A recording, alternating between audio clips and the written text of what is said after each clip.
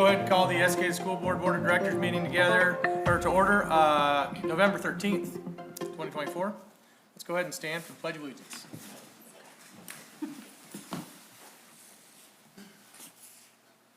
Ready, begin. I pledge allegiance to the flag of the United States of America and to the republic for which it stands, one nation, under God, indivisible, with liberty and justice for all.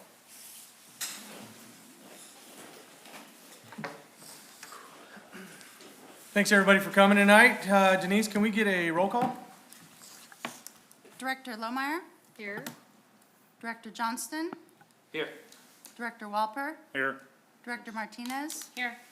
Director Berman, Vice Chair Rydell, Chair Wheeler. Here. We have a quorum. Denise, was the agenda properly notified? Yes. Okay. Board, can we get a motion to approve the agenda? Chair Wheeler, I move to approve the agenda as written. Second. I got a motion and a second. Any discussion needed on this? Any last minute changes? Okay. All those in favor, please raise your right hand. Motion carries. Perfect.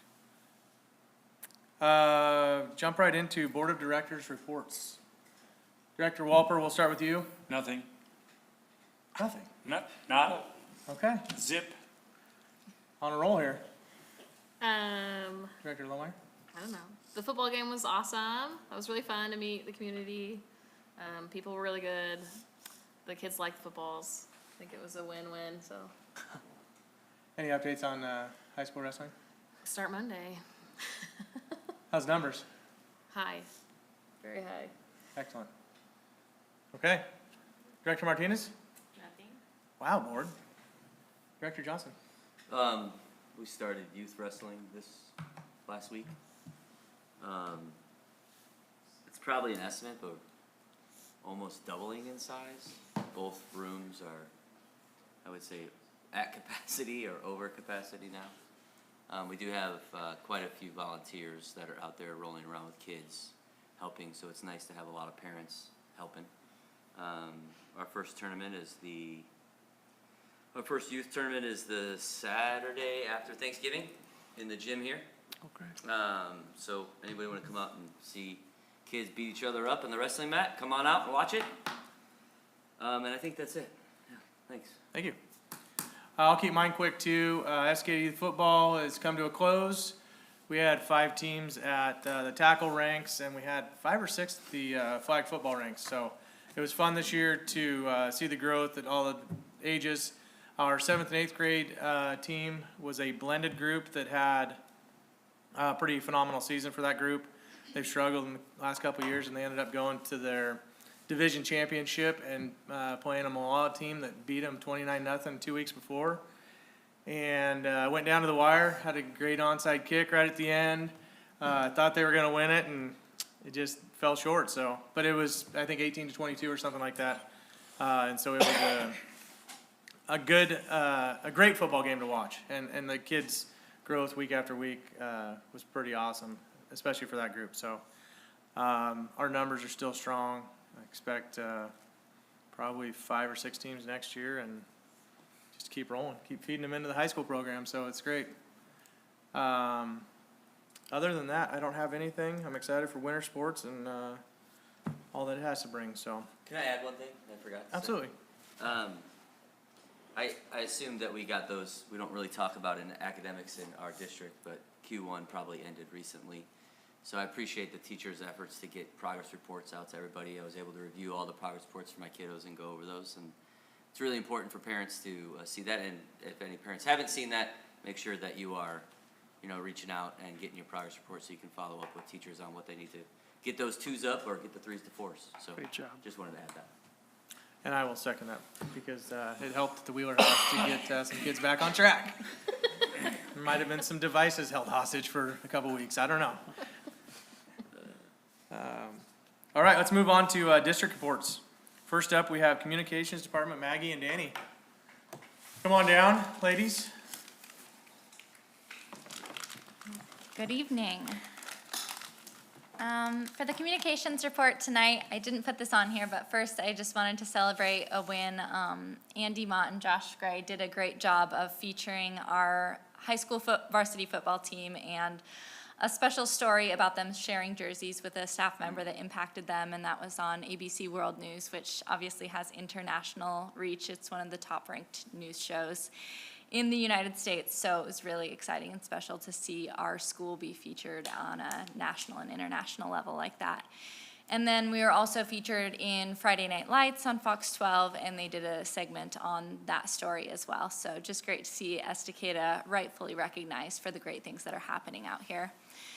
We're also working on a video communication series at Estacada Middle School. We're hoping to roll out the first video either late this week or early next week. We had some students that helped us out with the script, and they are just shining some light on some of the positive changes that have taken place at Estacada Middle School, explaining the why behind them and showing what a day in the life looks like at Estacada Middle School. And then the middle school is also opening up for a tour to parents next week. So we're excited to provide the opportunity for families to see what a day looks like at Estacada Middle School. We're also working on a new district promotional video. We have a lot of great things happening here, and we're excited to showcase it. We're also working on a newspaper series in collaboration with the Estacada newspaper. Every 2 weeks we'll be featured in a sponsored story that we have a lot of control over the ability to share positive news about our facilities, finances, student academics, and we're excited to work on that. And then Danny will talk a little bit more about this, but Destination High Performance is our conference that we host each year, and it's such a great opportunity for our kids to showcase the great nationally leading work that they're doing. So we're excited to start planning that again, never too early. Recently completed projects, we distributed and finished up survey season, and we had pretty similar participation rates for surveys, which we always like to see, making sure that people are actually accessing and giving us feedback in that survey. We wrapped up our calendar committee, which we'll have a discussion on later tonight.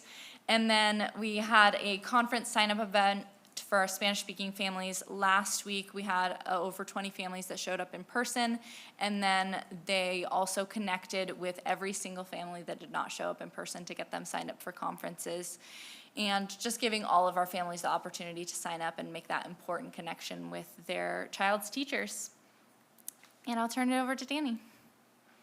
Before I start on our community engagement efforts, I did want to say thank you to the folks that were able to show up for the football game, the home game against Park Rose. It was a success. We really enjoyed the opportunity to have district leadership, the school board members, and district office employees out meeting fans, shaking hands, handing out freebies. We really wanted to just show our hometown pride and let some of you folks that are sometimes behind the scenes being able to meet and greet with the fans that showed up to the game. I am proud of our team for collaborating with the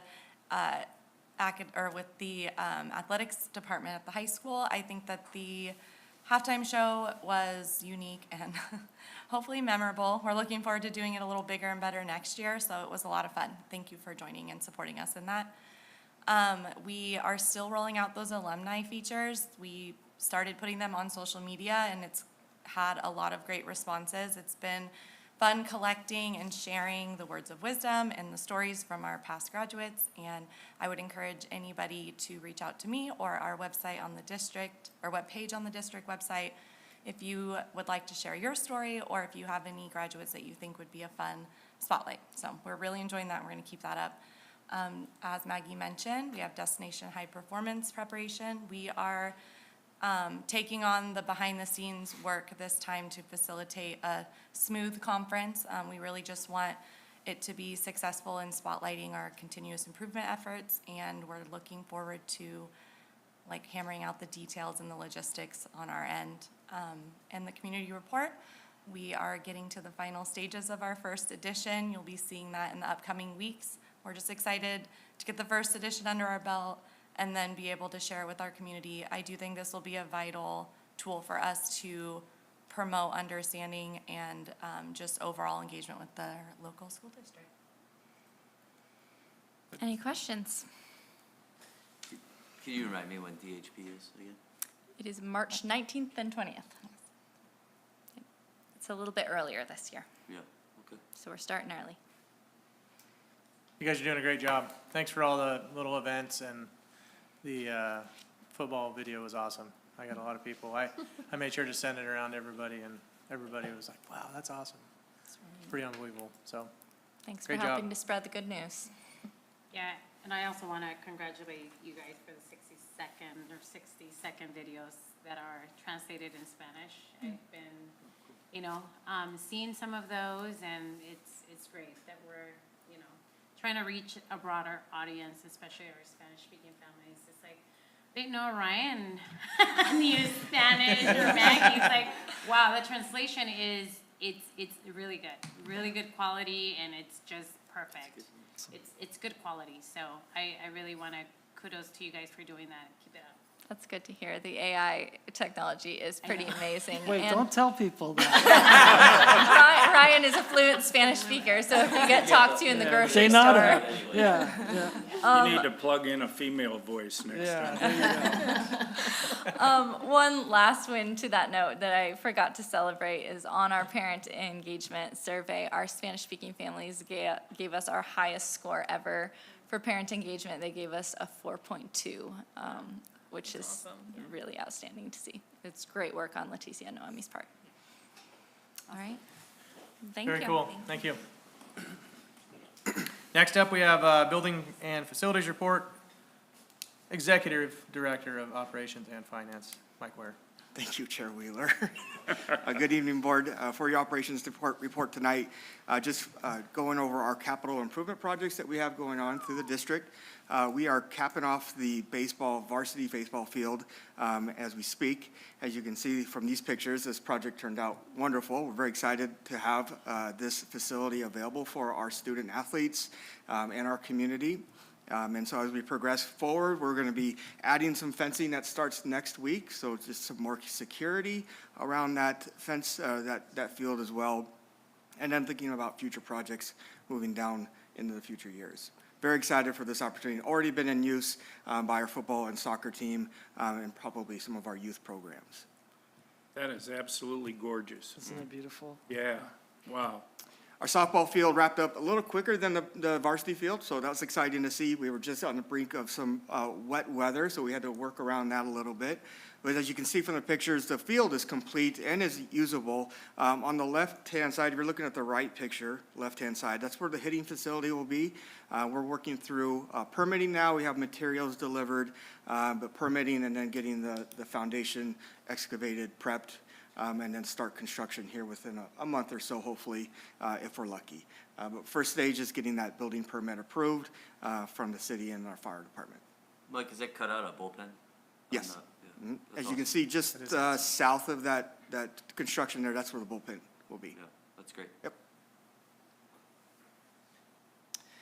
An additional capital project that we're embarking on is adding air conditioning to 6 classrooms at Clackamas River Elementary. As we all know, the hotter temperatures are coming in the early springs and late fall. Clackamas River records some of the highest temperatures in our classrooms, and we have the data to be able to support that. And so we've elected to move forward with one pod and addressing the need for those classrooms, and that's our D pod, which is our youngest group, our kindergarten group. And you can see it's highlighted in that dotted green square there. That's the D pod. We're projected to start early as end of next week, going through the Thanksgiving break. Much like the middle school project, we'll be utilizing Friday read days and weekends to be able to chip away at this project. We put a substantial completion date of 3/1/25.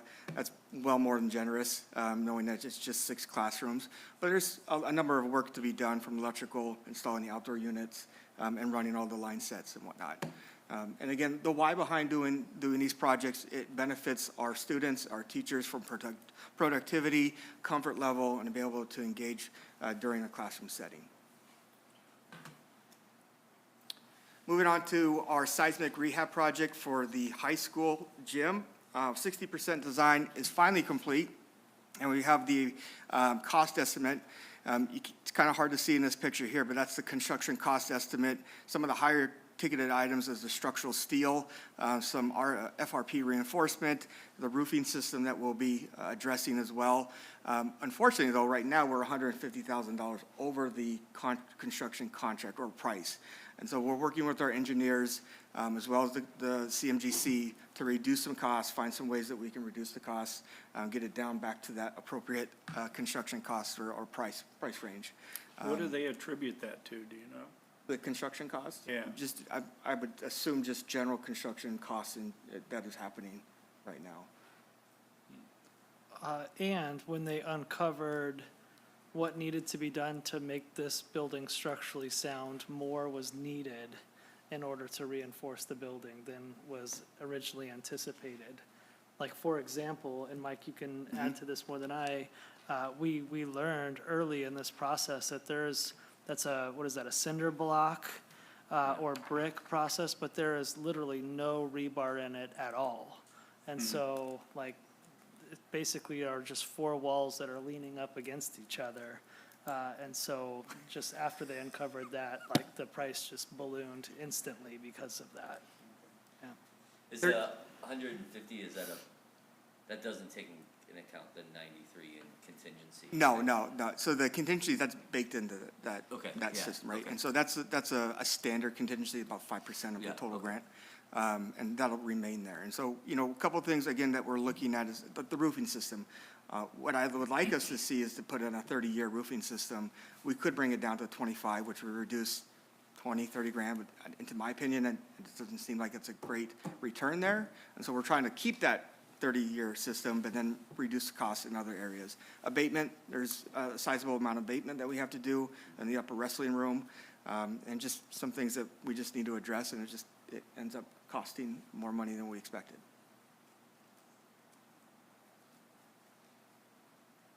What, and that was a 60%, Mike? 60%. 90% is going to be towards the end of December, early January.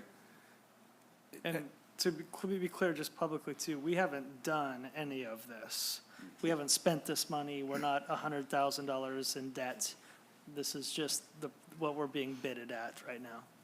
And as we get to 90%, what's the confidence in the architect that the budget will become less and less contingent? I have a lot of favorable. more favorable for the district. I have a lot of confidence in our CMGC and engineer firm to be able to reduce the costs, still meet the scope of work, and address the seismic rehab project. And to Superintendent Carpenter's point, this project will not start till late spring of 2025, and it'll go through 2025 summer.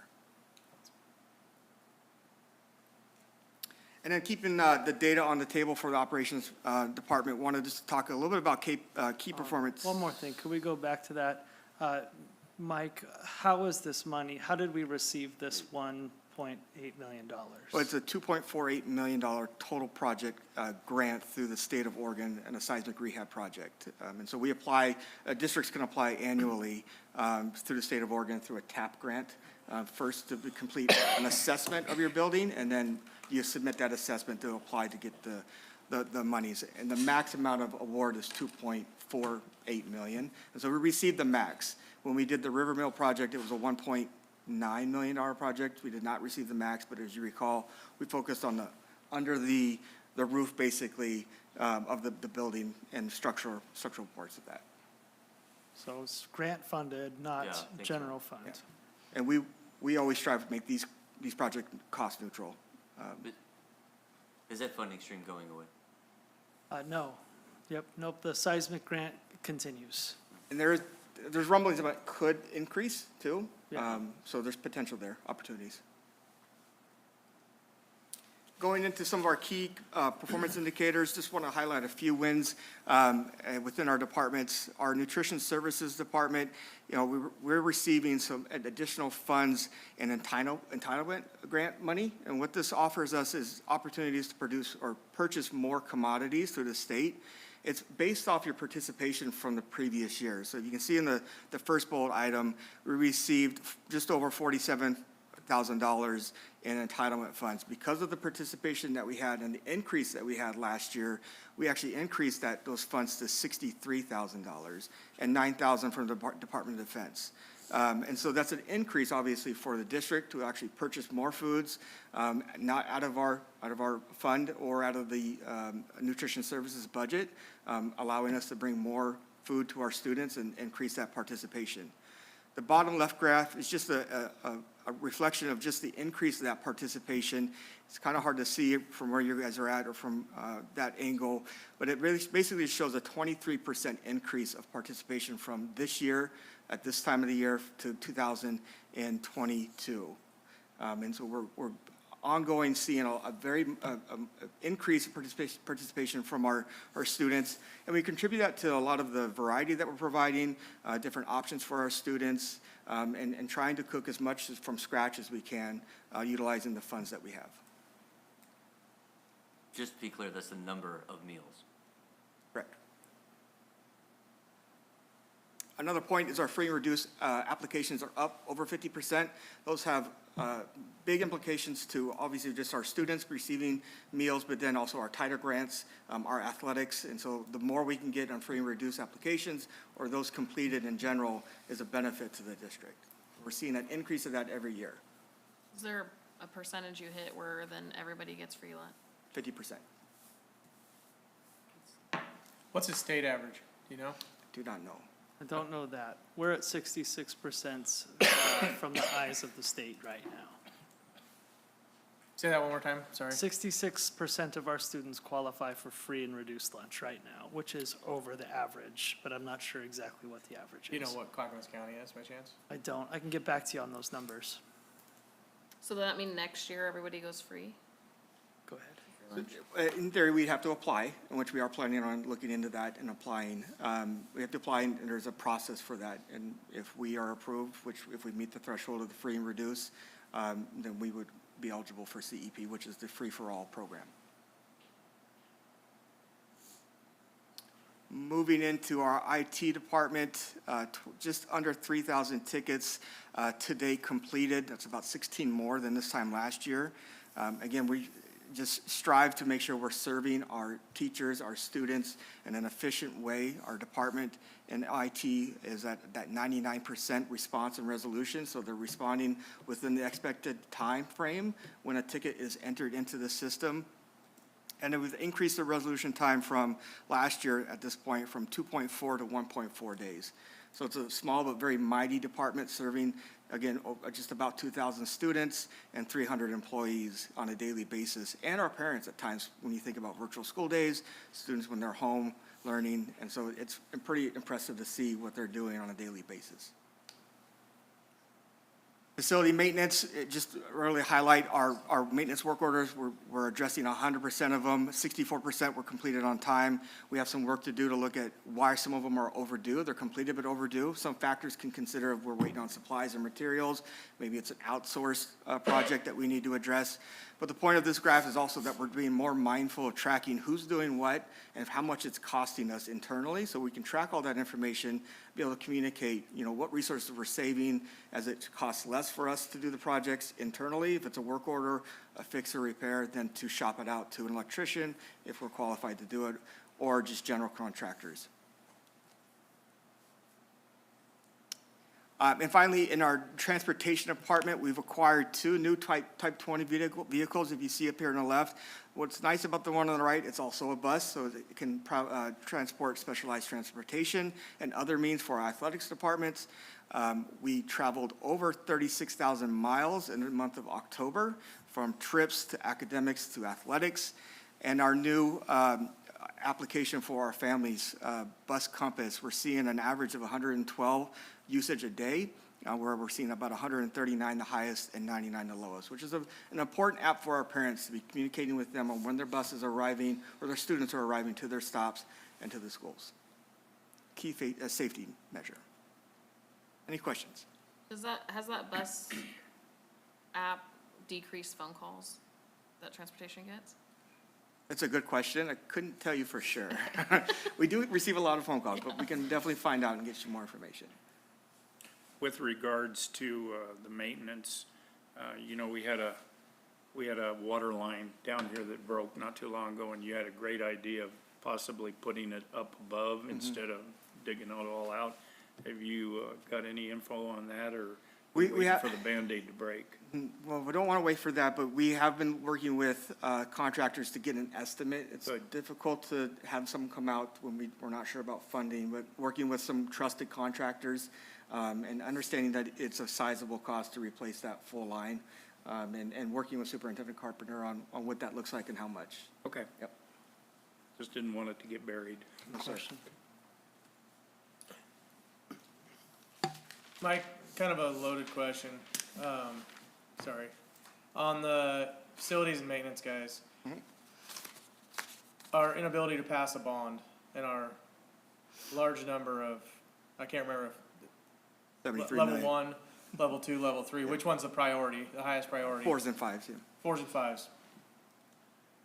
Has there been any thought of bringing on a temporary or a short-term person to help chip away at some of these items that, you know, maybe get pushed to the wayside because you're changing a light bulb out that needs to be changed out, or fixing a smoke detector that's going off or something like that?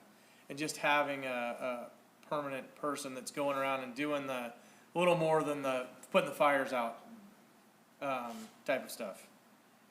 I'd say there's been some discussion for it, but not in depth enough to give you an answer on, we've explored it, you know, thoroughly.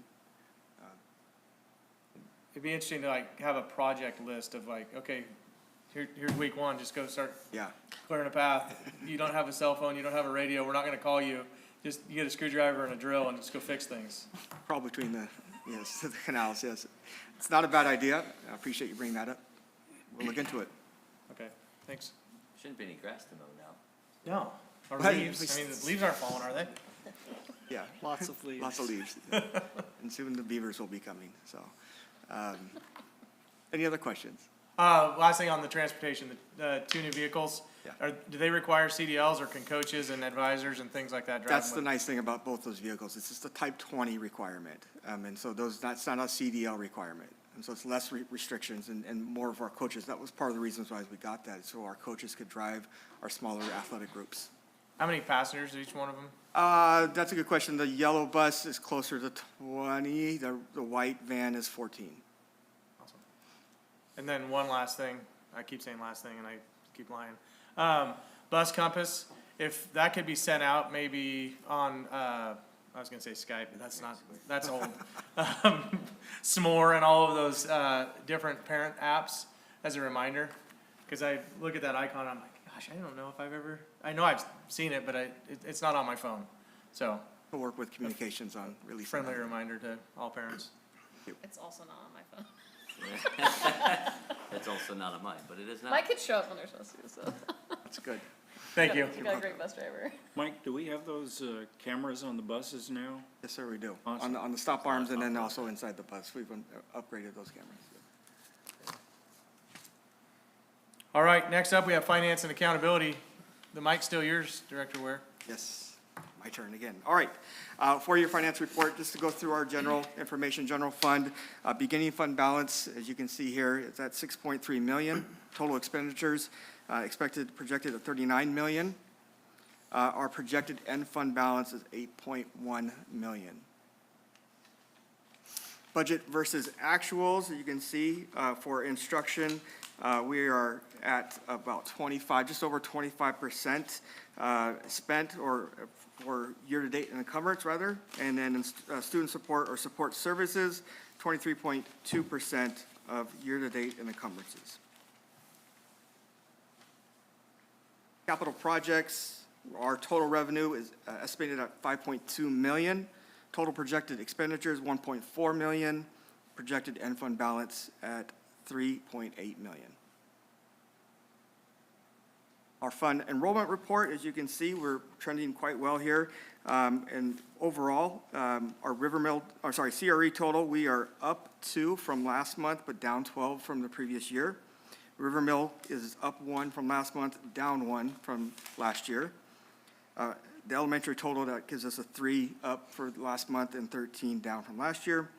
Middle school, we are down 5 from last month, but still up 19 students from last year. And the high school, we are up 9 and is up 16, an increase of 16 from last year, giving us a total of 1,957 students. Including the charter school, we are at 3,342 students. And here's our chart here. As you can see, the top blue line, light blue line, that's where we're at 1957. We're still trending on the higher end of our enrollment compared to the previous years. Moving on to Summit Charter School. Again, this report is reflective of Director Walpert's voice and wanting to see these allocations and the monies coming in from the Summit Learning Charter School. October 2024, you can see, October 2024, you can see state school fund 1.36 million, 1.259 was revenue to the Estacada School District, and Summit provided $108,000, to the school district as a form of payment.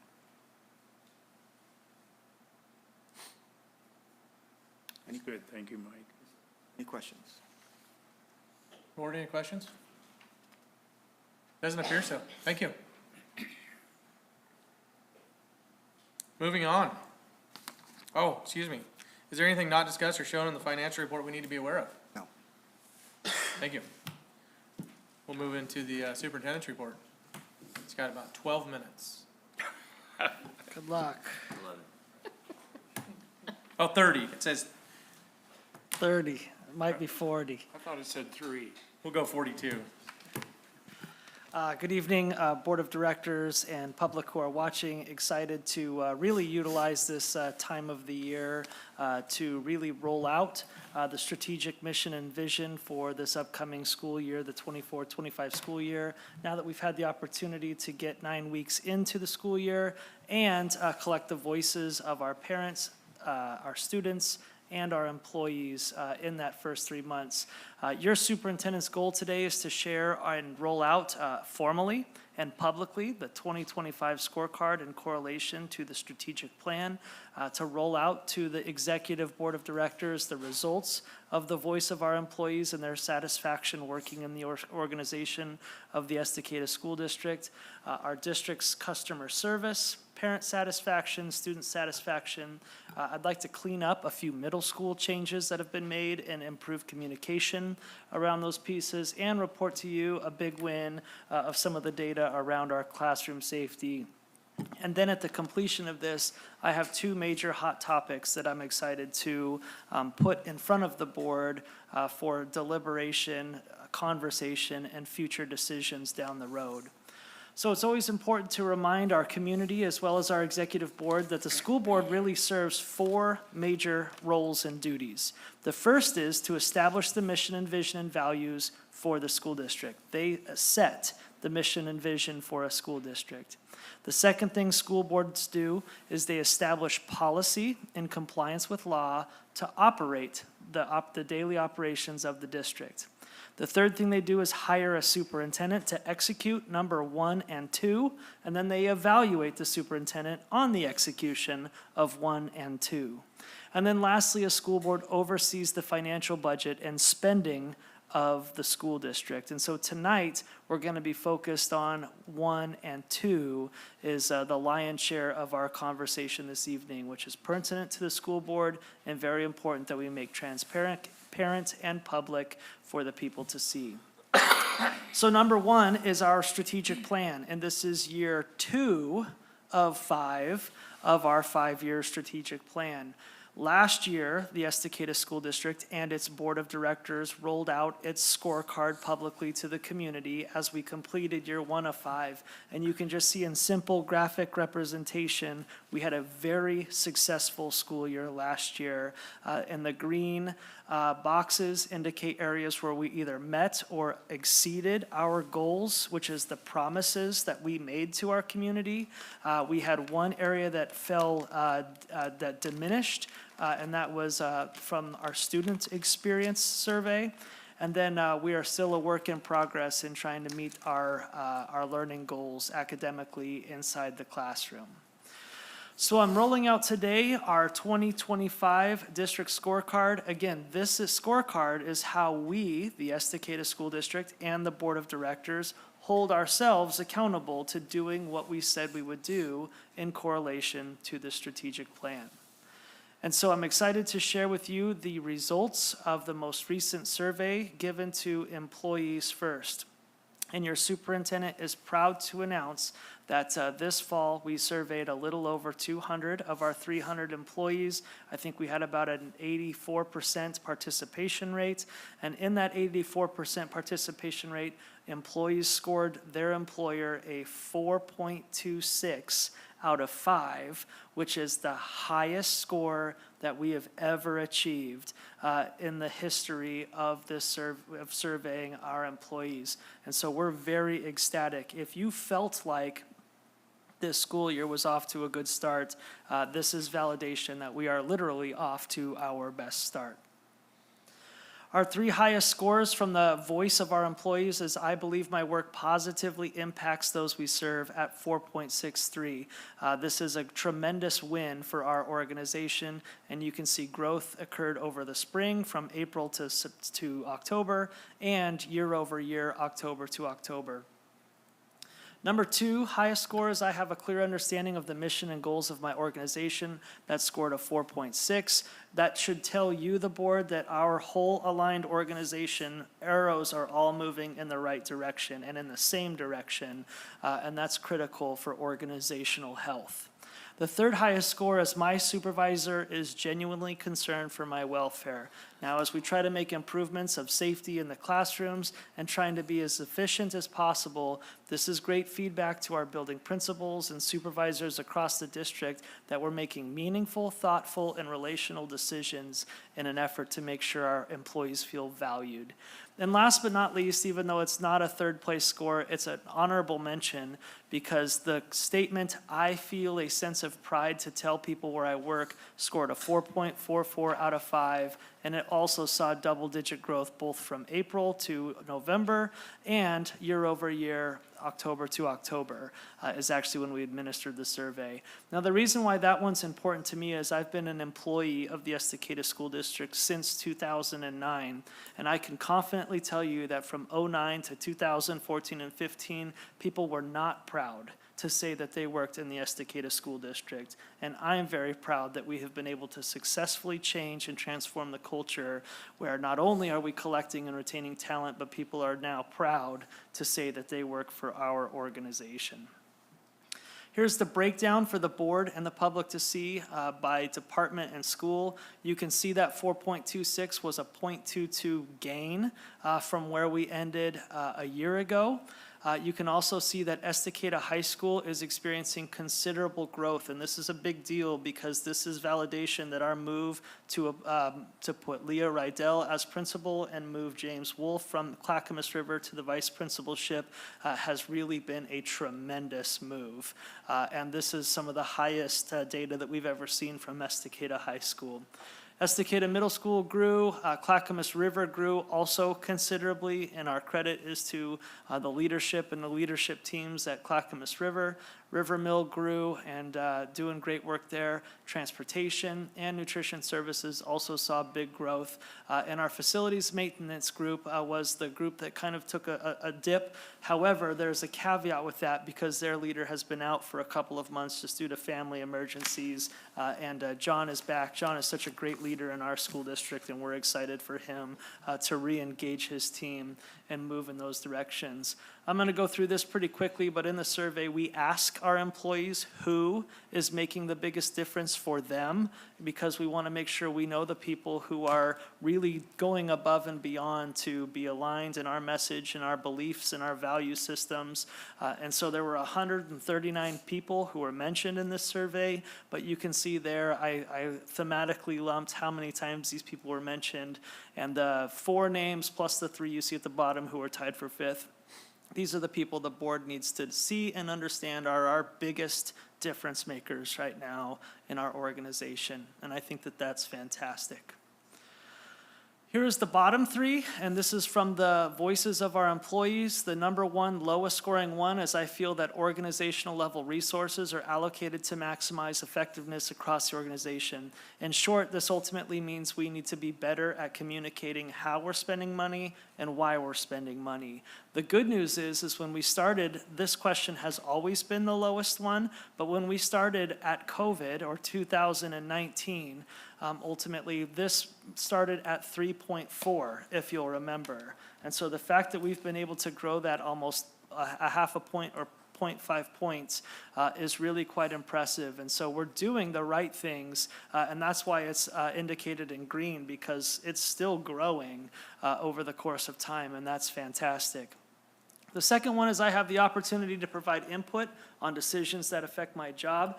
Our second lowest score scored a 4.05 out of 5. That's good. And so this is telling us that we have a pretty healthy organization, but we still need to continue to provide opportunities for collaboration and for more people to have input in big decisions.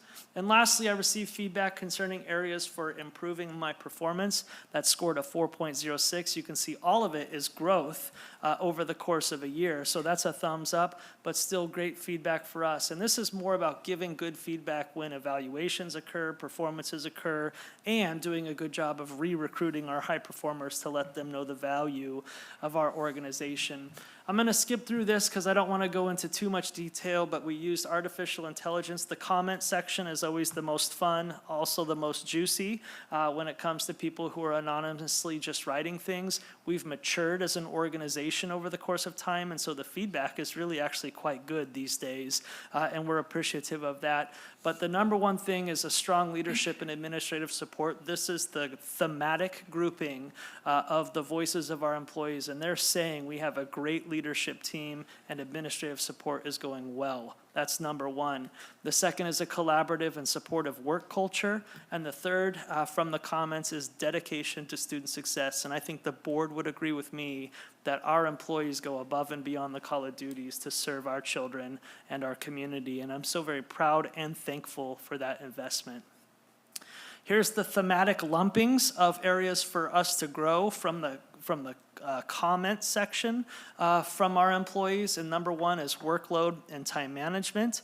And we realize that this is a tricky industry these days, and we can't ask our folks to work longer because they're already working around the clock, and we can't ask them to work harder because we're already giving 110%.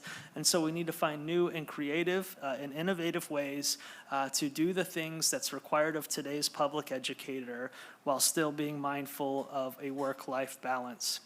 Secondly, behavioral supports, and that's the behaviors of students exhibited inside the classroom and schools and buses.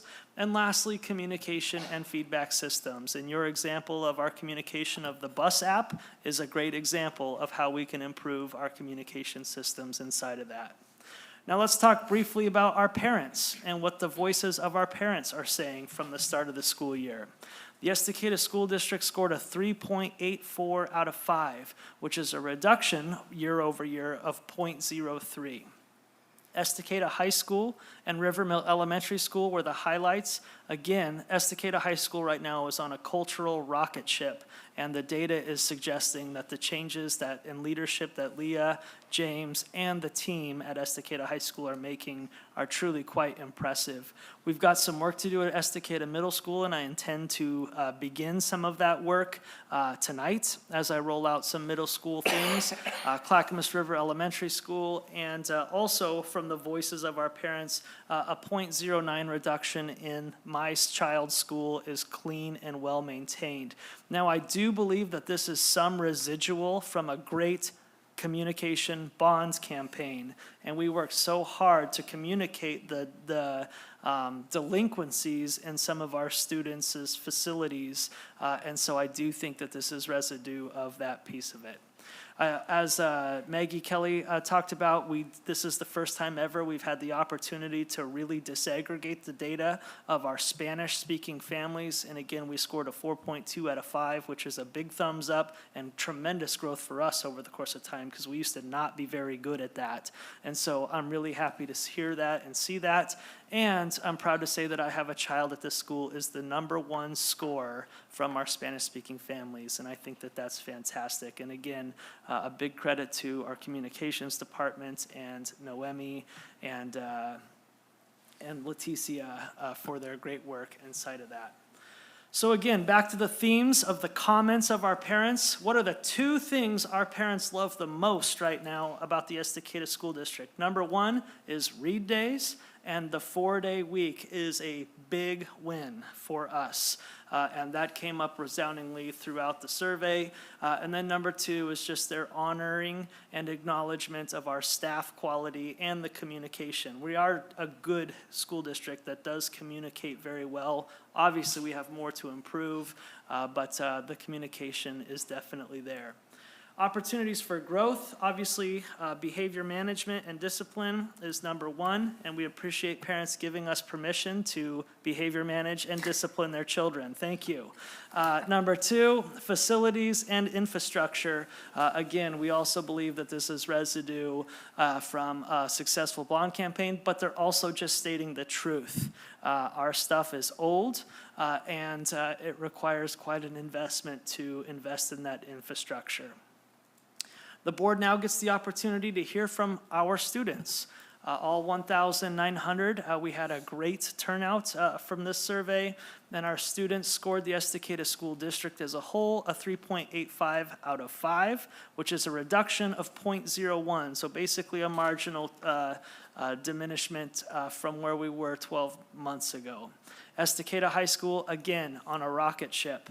Estacada Middle School, this is a tremendous win because Estacada Middle School was experiencing our highest bullying and some of our biggest behavior last year, and the lowest scoring one was students were not treating each other kindly. So for us to see this growth at Estacada Middle School is also a big win. Clackamas River Elementary School took a slight dip at 0.11. Rivermill Elementary School grew. And then the 3 questions we ask our kids, is the building clean and well-maintained? They say yes, with a 0.33 increase. Do we have healthy food options? This grew significantly, and so credit to our nutrition staff for putting together food that is noticeably better. And am I safe on the bus? Also grew 0.13 to a 4.04. And so our kids are feeling good with the operational services that are being provided to them. Top 2 scores, I believe my learning is important at my school at 4.21. That's good. If that's not number 1, we've got issues. Number 2, I feel my family is treated nicely with respect at my school at 4.11. The 2 lowest scoring ones from our students' voices is I feel students are nice and show respect to each other at 3.32. The good news is that's up from spring to now, but it's down slightly from fall to fall. And I like going to my school every day at 3.35, which is up and down collectively. That's important. I'm just going to breeze through this other than to say we also measure our best-in-class customer service to the people who utilize the district office resources the most. We scored a 4.65 in district office services and customer service out of 5. That's a 0.05 is a significant gain considering how high that score already is. And then you can take a look at the breakdown by department. The one thing I do want to point out is the business department was our lowest scoring one last year.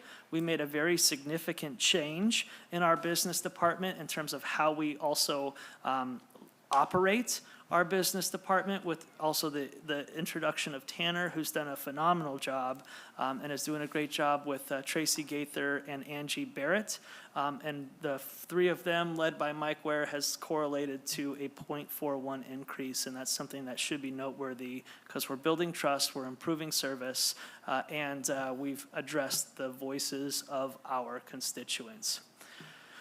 Really quickly, I just wanted to share with the board and the community, particularly those who have strong opinions about how we spend money, is we really try to prioritize how things look from the academics, arts, and athletics process. We have a responsibility to invest in and upgrade in every single one of them. I just wanted to point out that since becoming your superintendent, the Estacada School District has invested $10.2 million into the classroom for classroom upgrades. When it comes to the arts, that means art, literally, art classes, but it also is prioritized around our band and music programs and the auditorium, which is a very historical landmine and a source of pride for our community. And so we've spent $926,000 on just auditorium upgrades and opportunities for our arts programs.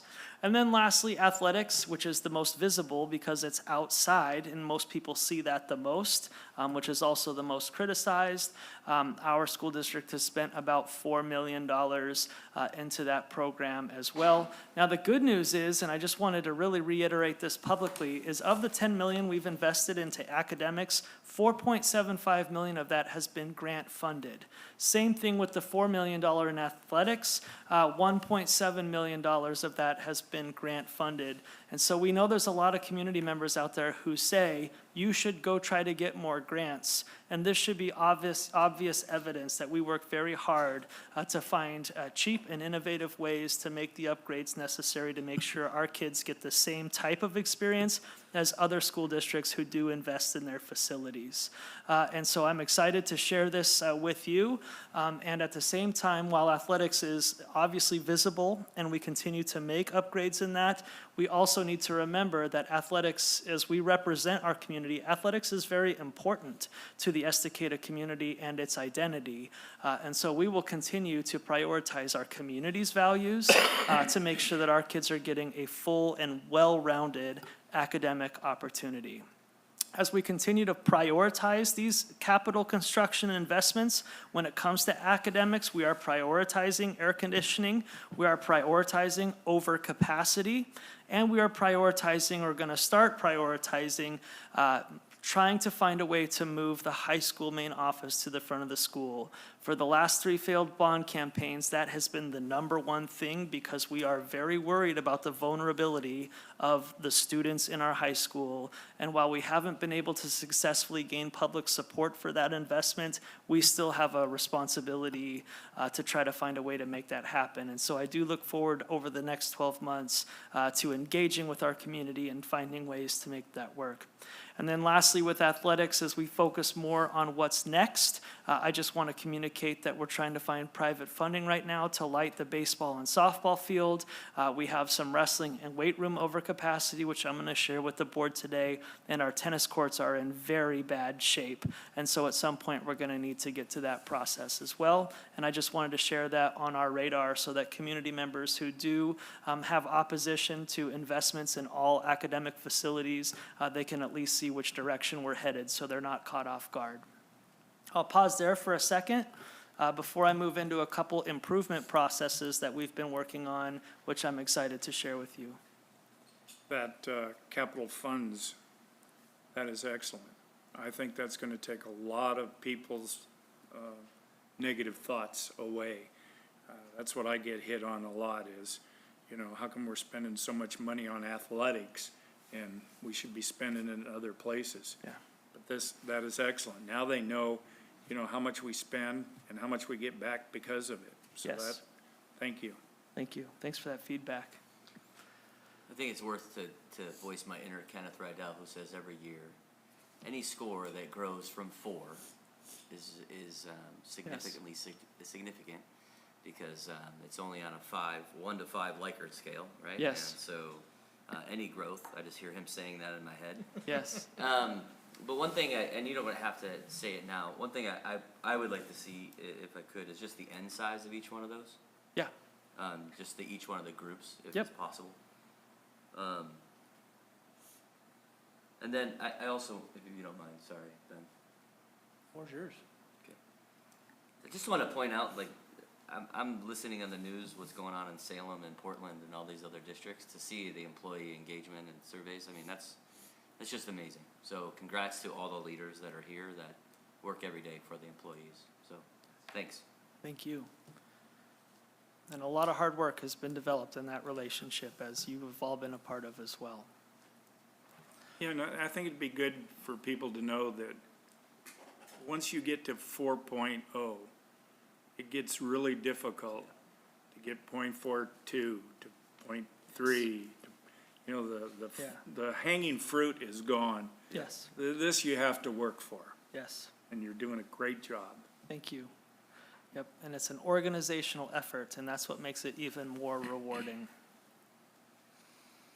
So last year, literally 12 months ago at this time, frustration was at an all-time high in our organization when it came to students exhibiting behaviors inside the classrooms.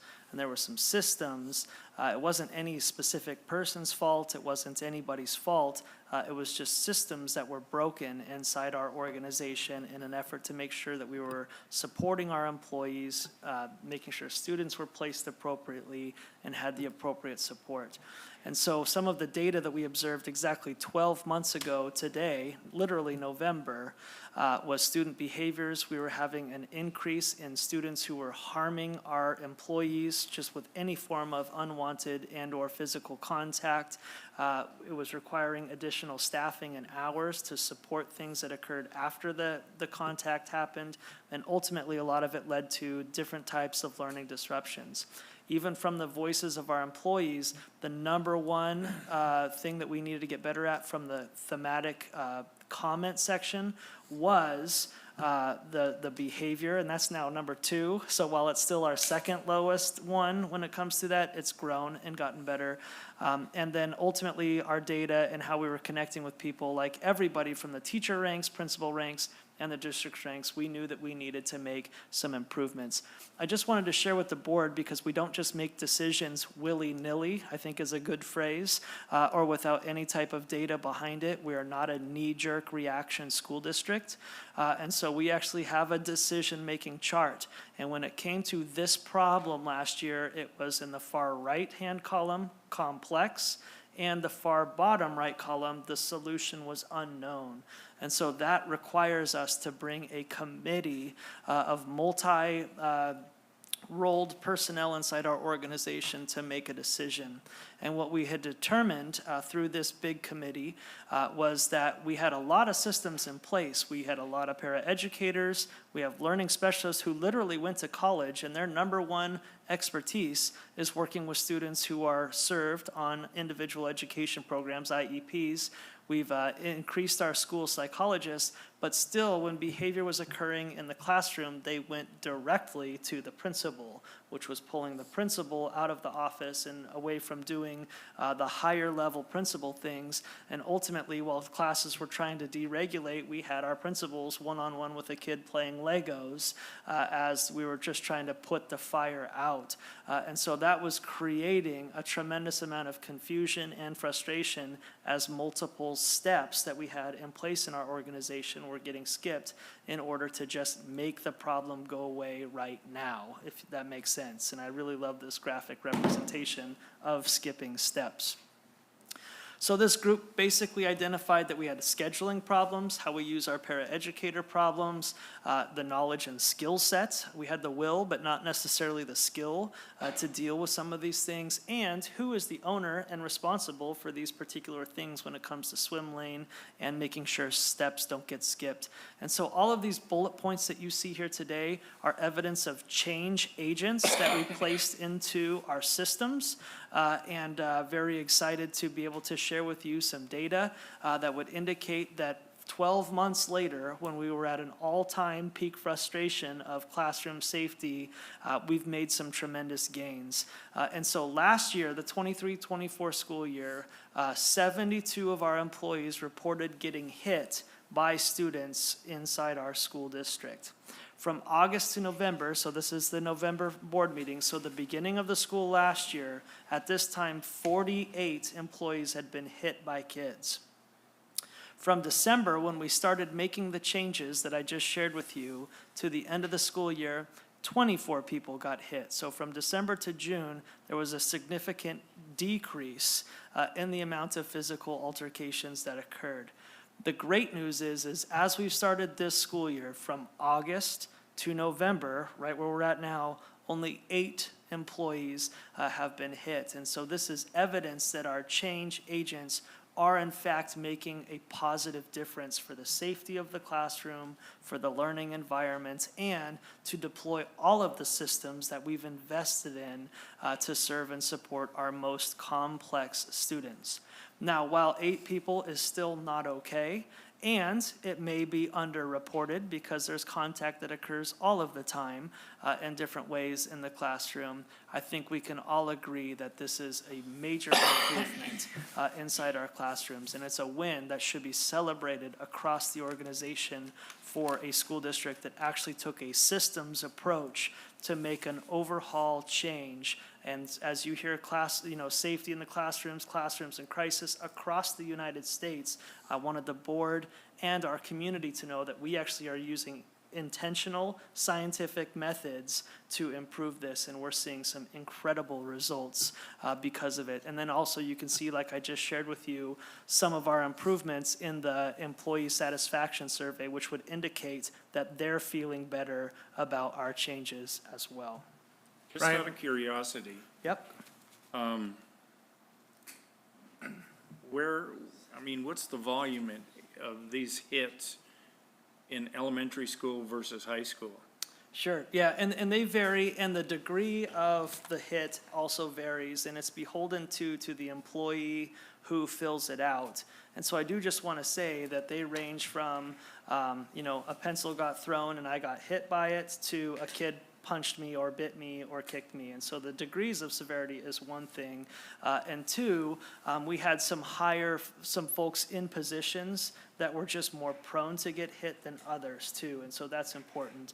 But I would say the bulk of the contact occurred at the middle school level and at the elementary school level, primarily in kindergarten and first grade is where we saw that. And these are kids who are new to our school district because they're just coming into kindergarten, and we were unaware of any disabilities or things of that nature. And because, kindergartners have a different way of communicating or verbalizing that they don't want to learn, that things aren't right, their reaction is to hit or kick or that kind of a thing. Right. So, yep. And we've also improved our employees' ability to de-escalate situations and not get into power struggles with kids and things. So it was a big piece. But middle school and elementary school were the two kind of main areas. Yep. Just to be clear, these are not people that have been hit, but incidents.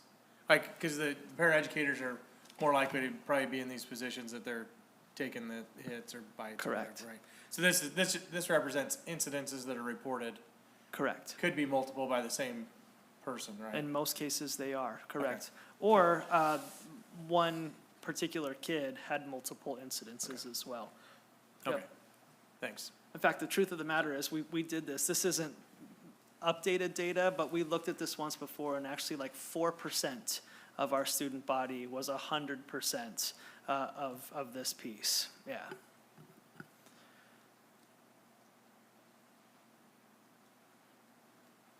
So the middle school, I need to take a little bit of time with the board and the community on this because our middle school made some major changes from last year to this year, and the school district, I think, needs to own that we didn't do,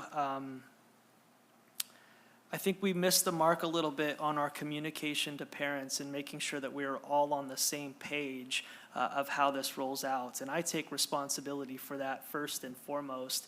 And so I wanted to start this opportunity to really share the why this change occurred and the results of how this change took place. And so at the end of the last school year, Estacada Middle School performed the lowest when it came to student achievement, when it came to test scores, particularly in mathematics, and we were seeing the highest amount of behavior, as Director Walper asked, in terms of frequency, and it was our highest amount of bullying that was occurring inside our district as a whole. And so when we ended the school year last year, the data told us that we needed to do something completely different than what we've been doing in the past, because what we've been doing in the past was not working from a statistical perspective and a behavioral perspective. And so a great team of qualified, college-educated with doctorates and masters inside our organization really put their heads together to find new and innovative strategies and research things that were happening across the country that were yielding high results at the middle school level.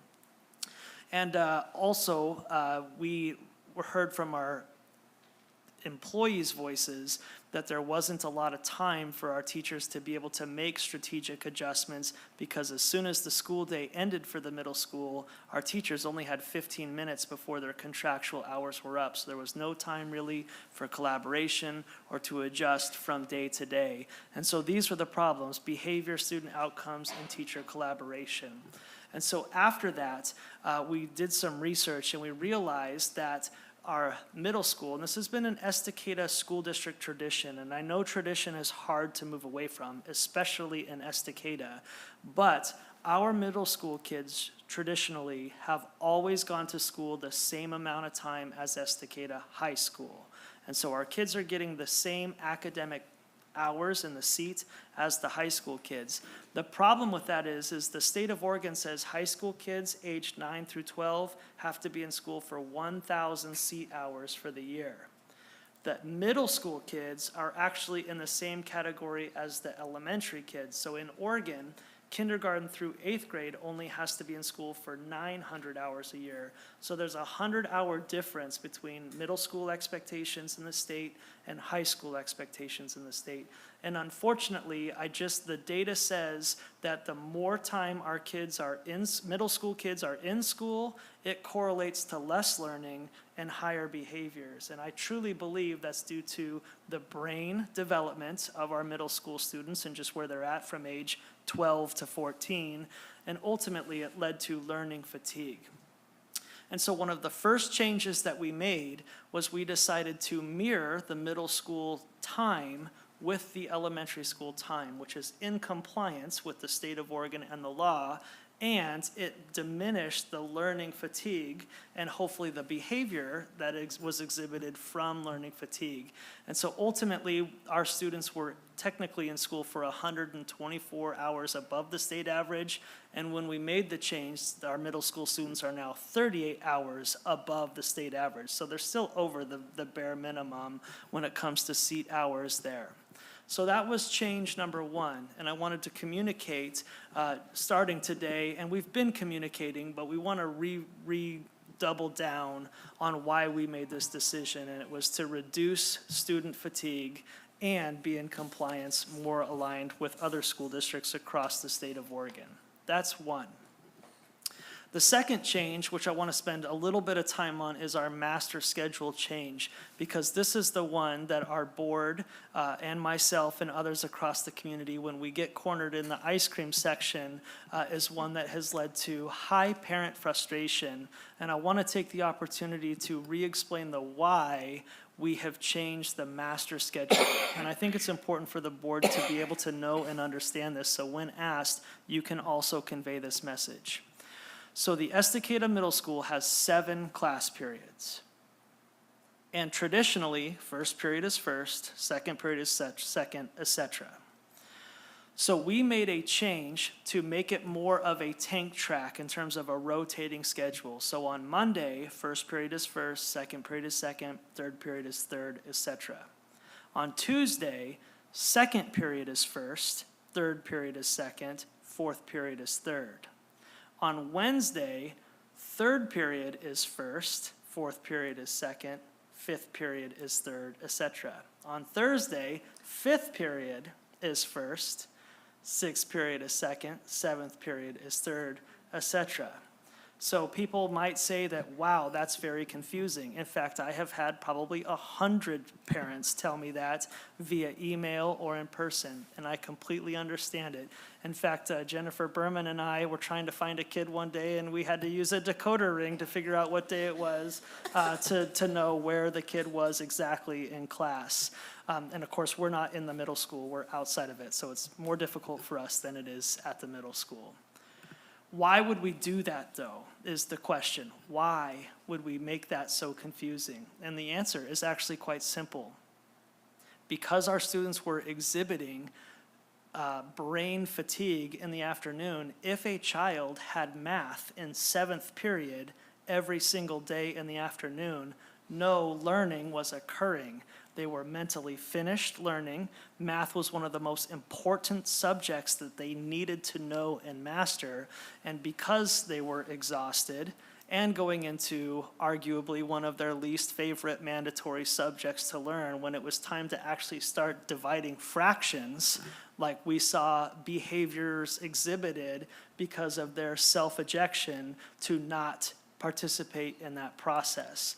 And so the theory behind this actually is we want to make sure that seventh period rotates so that even the math teachers get all kids and have an opportunity to learn in the morning when learning and the potentiality is at its maximum. And all teachers share the burden of the afternoon courses versus the morning courses so that they can all classroom manage. Everybody's kids are angels in first period, and then that varies as the day goes on. And so we wanted to make sure everybody had the opportunity to exhibit good learning in the morning through that process. Now, as I've said this thing that I just said to the board probably 70 times now across our community, usually people come up to me afterwards and say, I actually love this schedule and my kid loves this schedule. But I know that change is difficult, especially for parents who grew up in a very traditional school environment, some of which that had a 50 or 60% graduation rate. Like, I understand that piece of it, but at the same time, we're trying to be innovative based on the data, and we're actually yielding high results because of this class period change. But I think sometimes the frustration around the confusion of it correlates to just frustration and giving up and throwing our hands in the air. I'm talking to the parents of our community, and so I wanted to just re-communicate why we made that decision in hopes that we can get support inside of that. You know, that makes perfect sense. It's common sense, because redundancy creates boredom. Yes, You know, it that's does. great. It's perfect. And the data said we just had to do it differently. Yeah. And so, and things are going well. And in fact, we just had a teacher approach us not a week ago that also said that behavior at Estacada Middle School is the best it has ever been.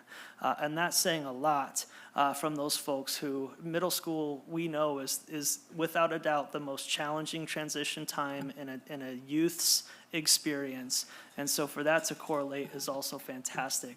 We've also incorporated more time for our teachers to plan and adjust their best practice instruction and strategies. And so holistically, we're seeing tremendous growth from these changes. And while change is never easy, and we understand the frustration, I continue to 100% support the qualifications and the people who make this decision, and we're yielding high results. So I'll stop there because I'm sure there might be some comments or questions on this, or maybe you can voice or represent people that may have said frustrations to you through that process. I just want to clarify, we're not changing what we have been doing, right? You're just reiterating what the change was in the beginning of this school year. Correct. Okay. There are no changes today. These are Just want to make changes. sure people heard that part too. Thank you. These are changes that were made over the summertime, and I do, again, I will circle back to say, I think the Estacada School District could have done a better job at the beginning of the year of communicating and telling this story globally. But since obviously we hit a foul ball in that rollout, I want to circle back on it and double down and support the decision that was made, while at the same time re-communicating why it was made. Yeah, I mean, if I could add, I think that because of the communication, I mean, kids are resilient. Parker's like, yeah, so my son is no big deal. Let's go ahead and do it. Yeah. But to have him explain it to me, right? He's explaining like that doesn't make any sense. Yeah. You know, so I think I mean, that's a lot where it comes in. You have a 6th or 7th or 8th grader explaining Yes. this tank schedule, and Yes. it's difficult for them to explain. But Yep. the concept makes sense. No doubt I about appreciate it. you going through it again. Thank you. And one last piece, because I think Director Johnson, you bring a good point, and that is no matter what, every single morning there is a homeroom class that is consistent. And so kids go to their homeroom class in the morning, and it's the teacher who says, okay, today is a left, right, blue, green day where 7th period is first. You know, I'm making up the terminology of what it is, but you need it. It needs a decoder ring to get there, but it's working. And we appreciate everyone's patience, trust, and support in us as we make these innovative adjustments to best serve your kid. I'll let that hang for a second. I have 2 more. So right now, the Estacada School District is experiencing pressure in many levels when it comes to overcapacity. We are over capacity at River Mill Elementary School. We are over capacity at Estacada Middle School. And there are some other places where we're beginning to feel the pains of overcapacity, some of which is in our control and some of which is not. I want to tell you that your superintendent is beginning to experience pressure in 3 different places. The first is our middle school PE department. So about 4 years ago, the state of Oregon passed a law that required every kid participates in PE every day, kindergarten through 8th grade. And so we have a school currently, Estacada Middle School, that has almost 500 students in it and 1 gymnasium. So the problem is every single period, doesn't matter what day it is, there are 7 periods. In all 7 of those periods, each period contains 4 PE classes for 1 gymnasium. And so the problem is we have 1 of those classes in the gym. We have 1 or 2 of those classes in our turf synthetic classroom. And I know that was a controversial decision, but we have hundreds of kids participating in PE every period, every day in the turf stadium. But now that the weather is starting to turn, obviously the availability outside is just not a safe and healthy place for kids to engage in PE when it's raining sideways, etc. And then the 4th group is in a health class, and they all take turns rolling through the health class. And so one of those PE classes, when it's wintertime, 1's in the gym at Estacada Middle School, 1 walks all the way over to the Estacada High School small gym, 1 is in the health department, and 1 doesn't know what to do or where to go. And so they're either in the gym with the other group, so that's 80 kids in the 1 middle school gym, or it's 80 kids in the high school small gym, because we have to combine both of those classes. And so one of the requests from Estacada Middle School is, can we put in one of our classrooms a weight room? And so can our kids stay inside and learn the life skills of lifting weights and some of those other things in terms of fundamentals and mechanics? And it's just a highly requested one from students' voice. And so one major pressure that I'm experiencing is the overcapacity of physical education at Estacada Middle School. The second overcapacity pressure that I'm feeling is the overcapacity of our high school weightlifting class. It's the most popular weightlifting or PE request and elective from our Estacada High School students. And the last time I checked, to my knowledge, all 7 periods have some form of weightlifting class, be that Ranger Championship Conditioning or just weights in general. And in most of those, of the 7 periods, those have 35 to 40 kids inside of those as well. And you can see our great weight room on the bottom right-hand corner today. The demand was so great that at the beginning of the year, we actually debated creating a 0 period, and that's a period that has kids before the day even starts, which would require us to pay a teacher, in addition to their normal day, extra time just to serve and support these kids. And so my point is we are over capacity in our current weight room now. And then last but not least, Estacada, as long as I've been here, has always been considered a wrestling town. Wrestling is a priority inside the Estacada community. It's also why our teachers are always asking kids to keep their hands off of each other, K through 12, because we're a wrestling community. You can't blame us, okay? That being said, thanks. That being said, the emergence of women's wrestling has been a huge wave across the country, and Estacada is no different. And we are so proud to be able to offer a women's-only wrestling program, and that's going to be a program that will continue to grow over the course of time. This is really just the beginning of that process. We also anticipate, as Director Lohmeyer said, over 40 kids who are participating in men's wrestling this year alone. And so we have 1.5 spaces for just high school wrestling. And the half space I consider to be above the gym and kind of that upper wrestling room area.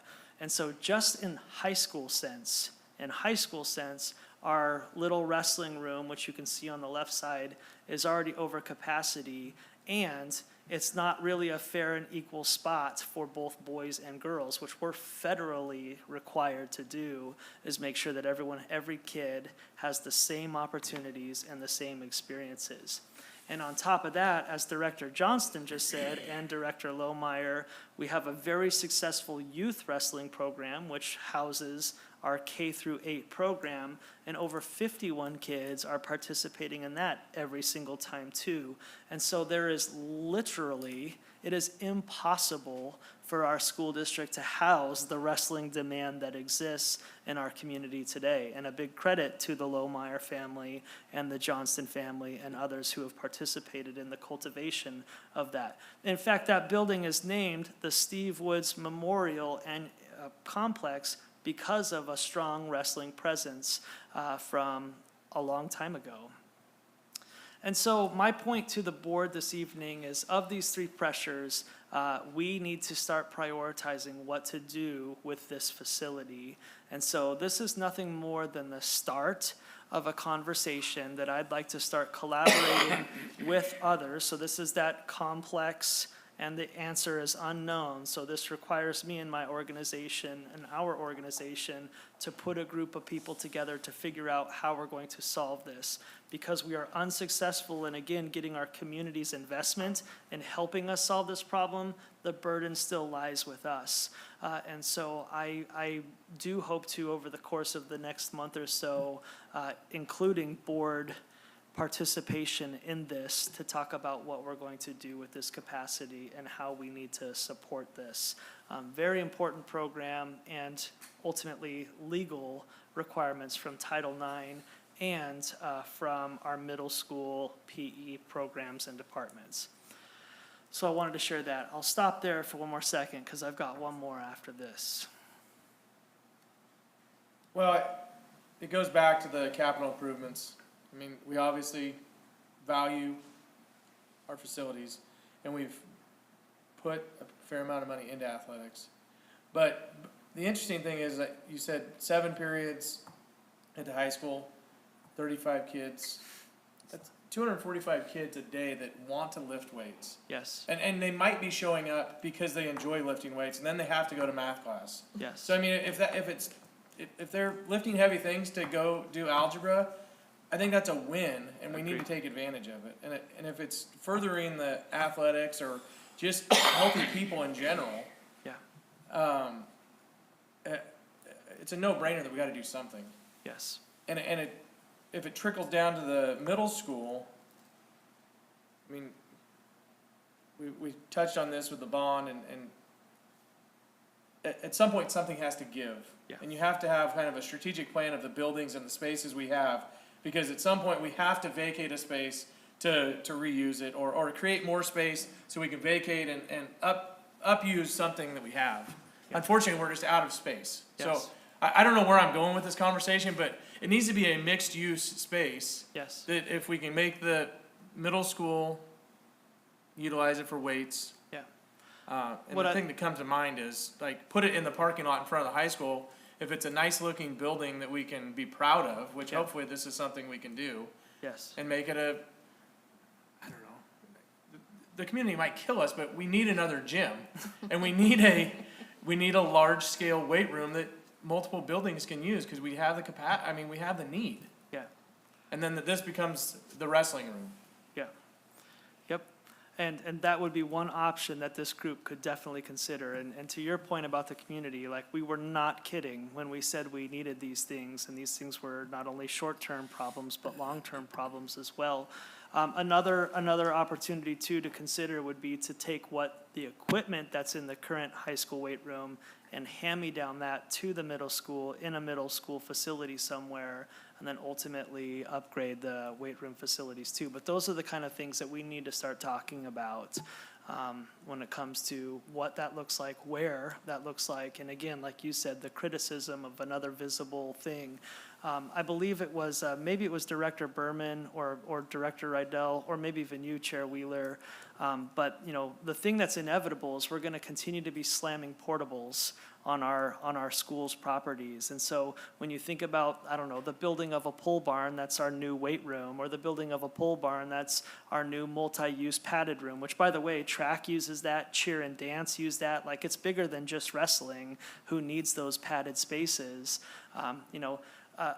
Mike would tell you that building a pole barn for this space is actually cheaper than putting a portable on the ground. And so it's just an inevitable thing that we are saddled with.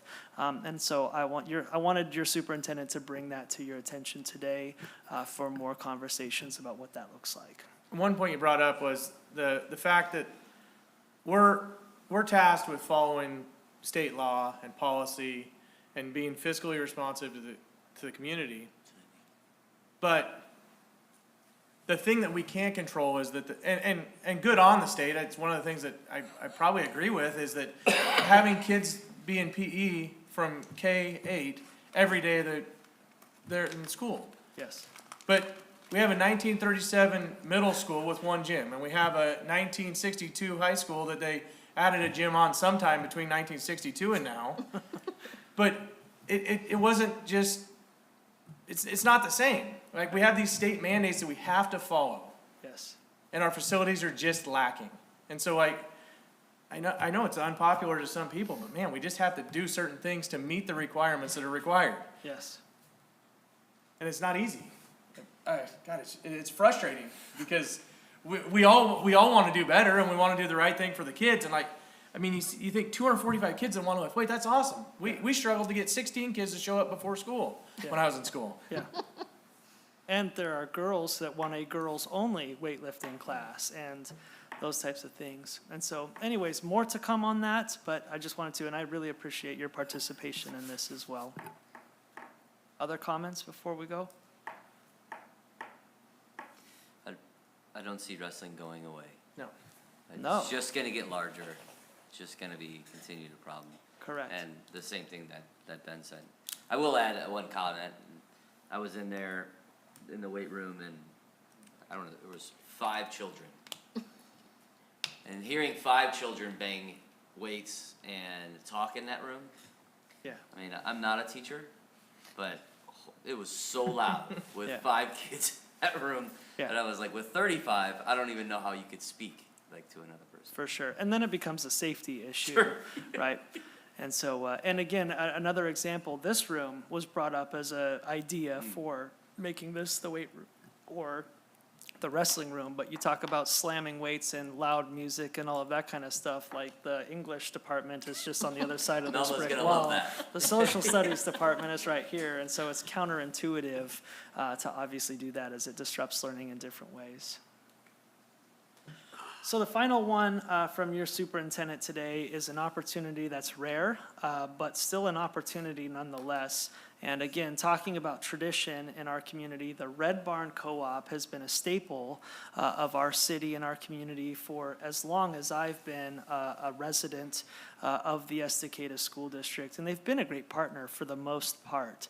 Unfortunately, though, the demand of the Red Barn Co-op has diminished to where it is no longer serving students, and they are looking to dissolve their nonprofit and dissolve all possessions as they go out of business.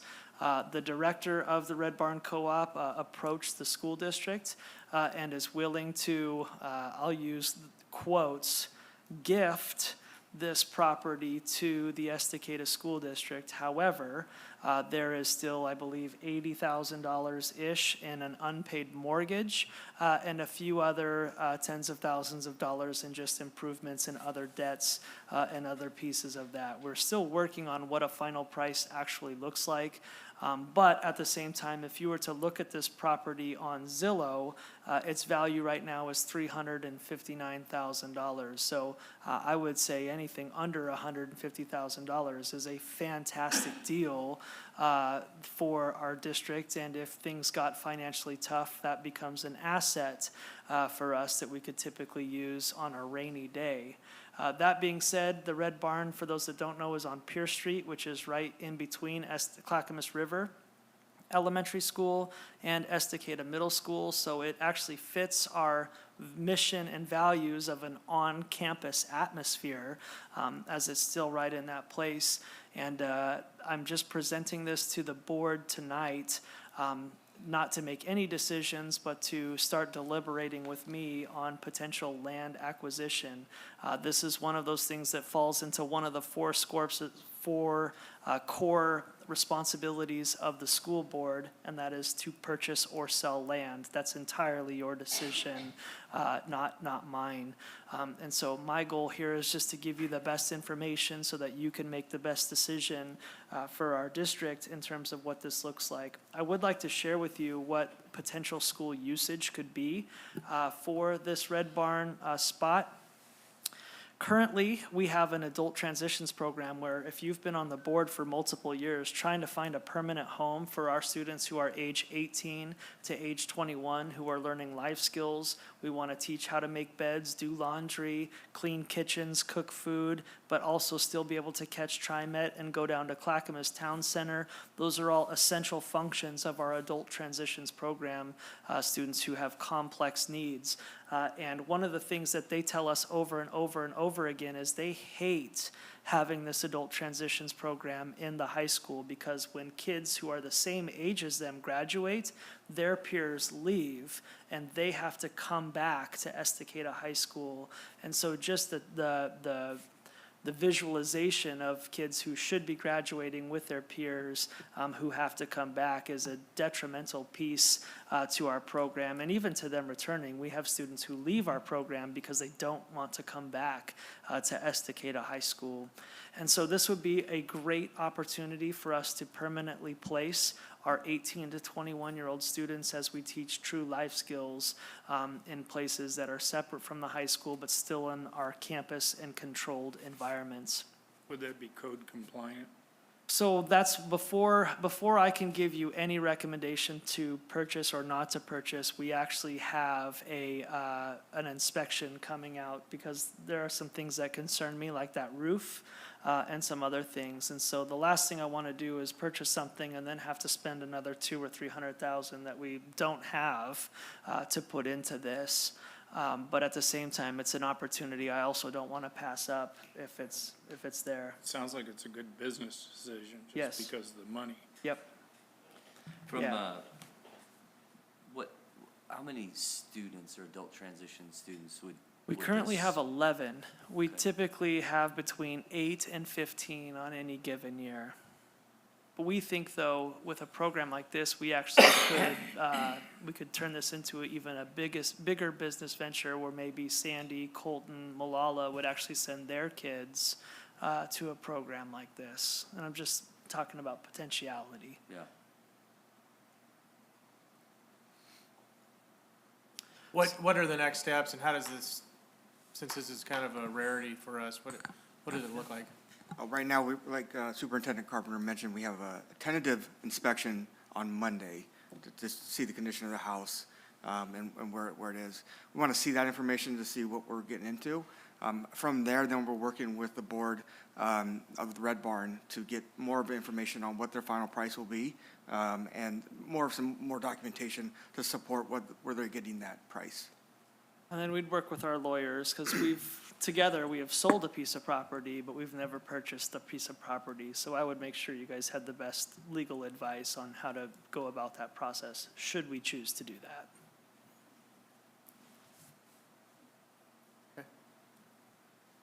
that is your superintendent's report. Wow. That was a good one. Thanks. Any questions? Director Lohmeyer, anything? We definitely know a contractor that could donate time and et cetera. A couple of them, matter He of doesn't fact. work anyway. We have a lot of talent on the board, don't we? Uh-huh. I'd be happy to supervise.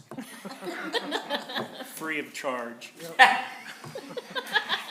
That's very nice of you. Recommendation and all. Any other questions, comments, concerns? I was just thinking about the middle school schedule kind of during the whole thing. And I'm really thankful that we're at a school where we don't just let kids run wild and they don't just increasingly get worse and they don't see behavior from the upperclassmen and they continue that on, like that we're willing to make the change, even when it's hard. Like I'm just really thankful for that. Thank you. Really good. That's coming up. Yep. We got a long road. All right, we're gonna move on from the superintendent's report, and we're gonna jump into the reports and presentations part of the meeting. Number one, we have the SIA, which is the Student Investment Account report. Jennifer Berman, come on down and let us know about this annual report that you so kindly put together for us every year. Yes, thank you. I appreciate the time. This is our annual report for our integrated programs, and we are finishing up our third year this year with that integrated program, which is pretty exciting, but it also means that we are gonna go back out for it again and ask for another 3 years and go through the process. More than likely, we won't be starting from scratch. We'll continue with what we're doing, and I'll show you some of the reasons why today in this report. So really quickly, I just wanted to reiterate, the integrated programs is the SIA, that Student Success Act. It's Measure 98, the High School Success Act. It is the EIIS, which is our Early Intervention Grant, and it's also now the Early Literacy Grant. So they basically took all these big grants and put it into one and called it the integrated programs. And with that, we also have specific targets and measures that we have to hit along the way to show that we're being responsible with the money and doing the things that we said we would do, that our community asked us to do with this money. We have some annual requirements, and part of that is in today. And also just looking at two specific things we're gonna look at with our narratives and some things two specific questions that they asked us to talk about for today. So one of those is our, what are we doing towards the growth of our goals that we had set in our growth measures. So I'm pretty excited that by the end of last year, this is where we're sitting. So one of our big markers was our four-year graduation rates. Our goal was to be at 85%, and we've met that goal for the end of last year. And we have markers for every year that we do this program. And we are at 89%. For our 5-year graduation, our goal was at 88%, and we made 93% growth. Our 9th grade on track, our goal was 64%, and we are at 74%. And the one I'm gonna really specifically talk about as our win is our 3rd grade ELA proficiency. That's what brought on the early literacy grant. And our goal was, as you can see, it's very low. Our goal was to be at 35%, but we made it to 40% this last year with only having implemented that grant for 1 year.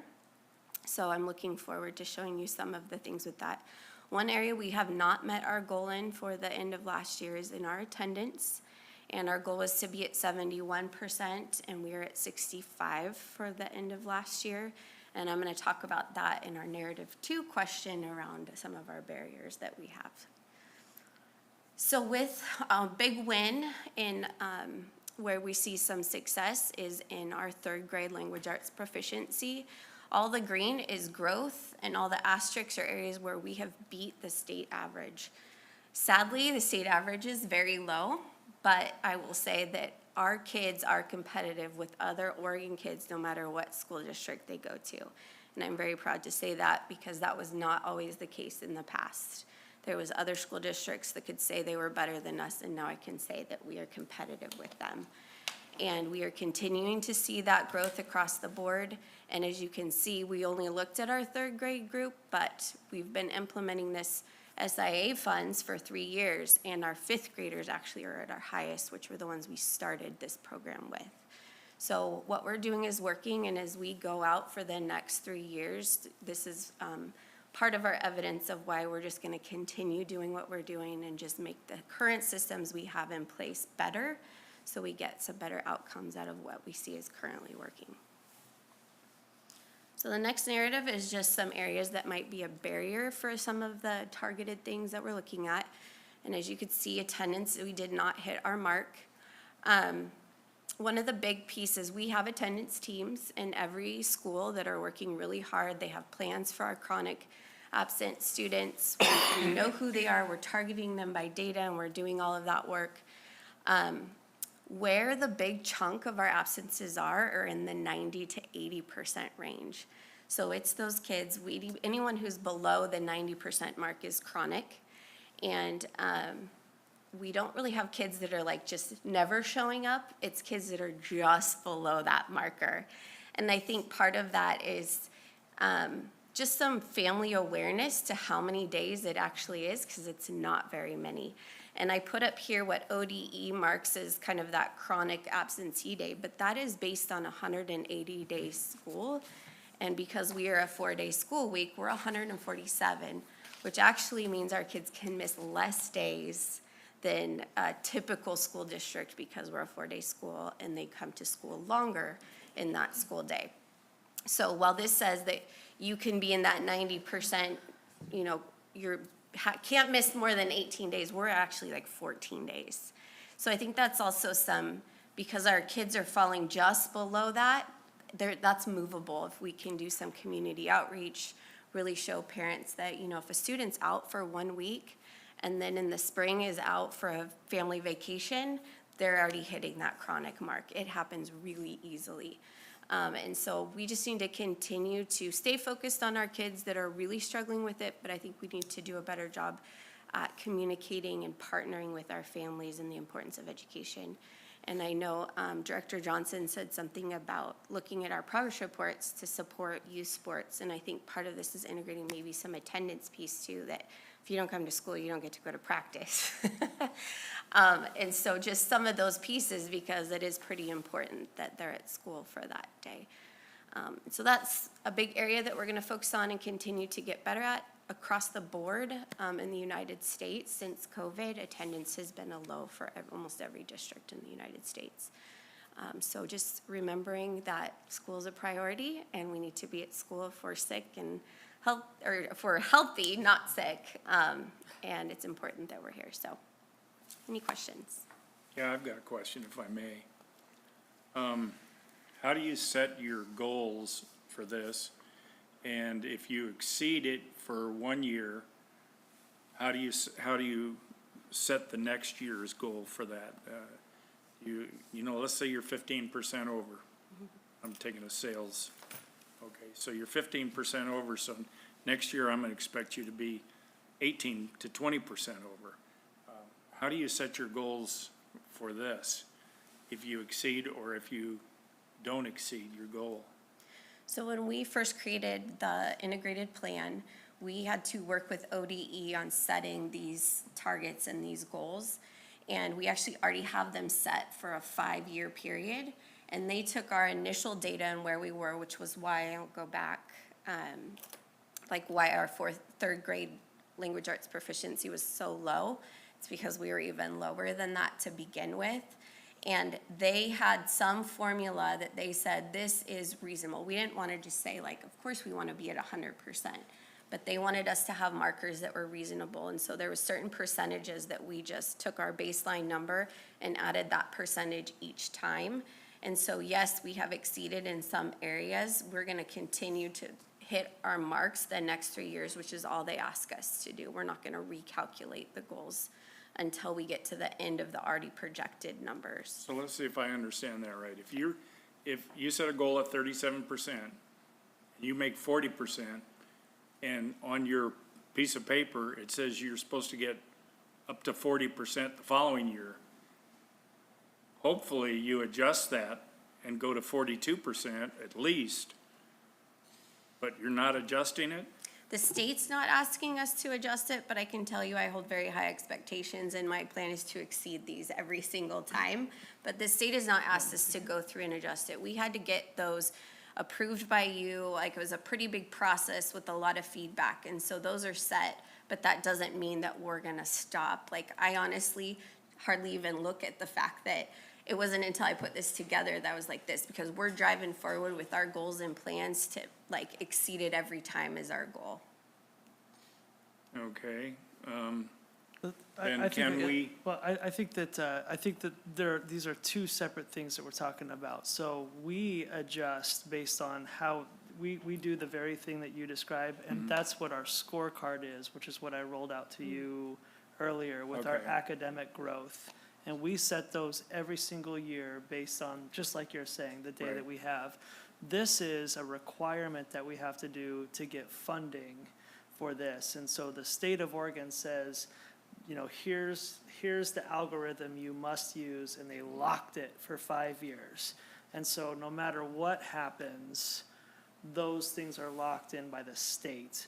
And that's really just for funding purposes, if that but makes with sense. our Studer information, we, Completely separate. Yep, Okay. we do that We just have like higher you say. Yep. expectations. Can I add one more piece of complexity? Yeah, So you have a different cohort of kid coming That's in true, every too. year.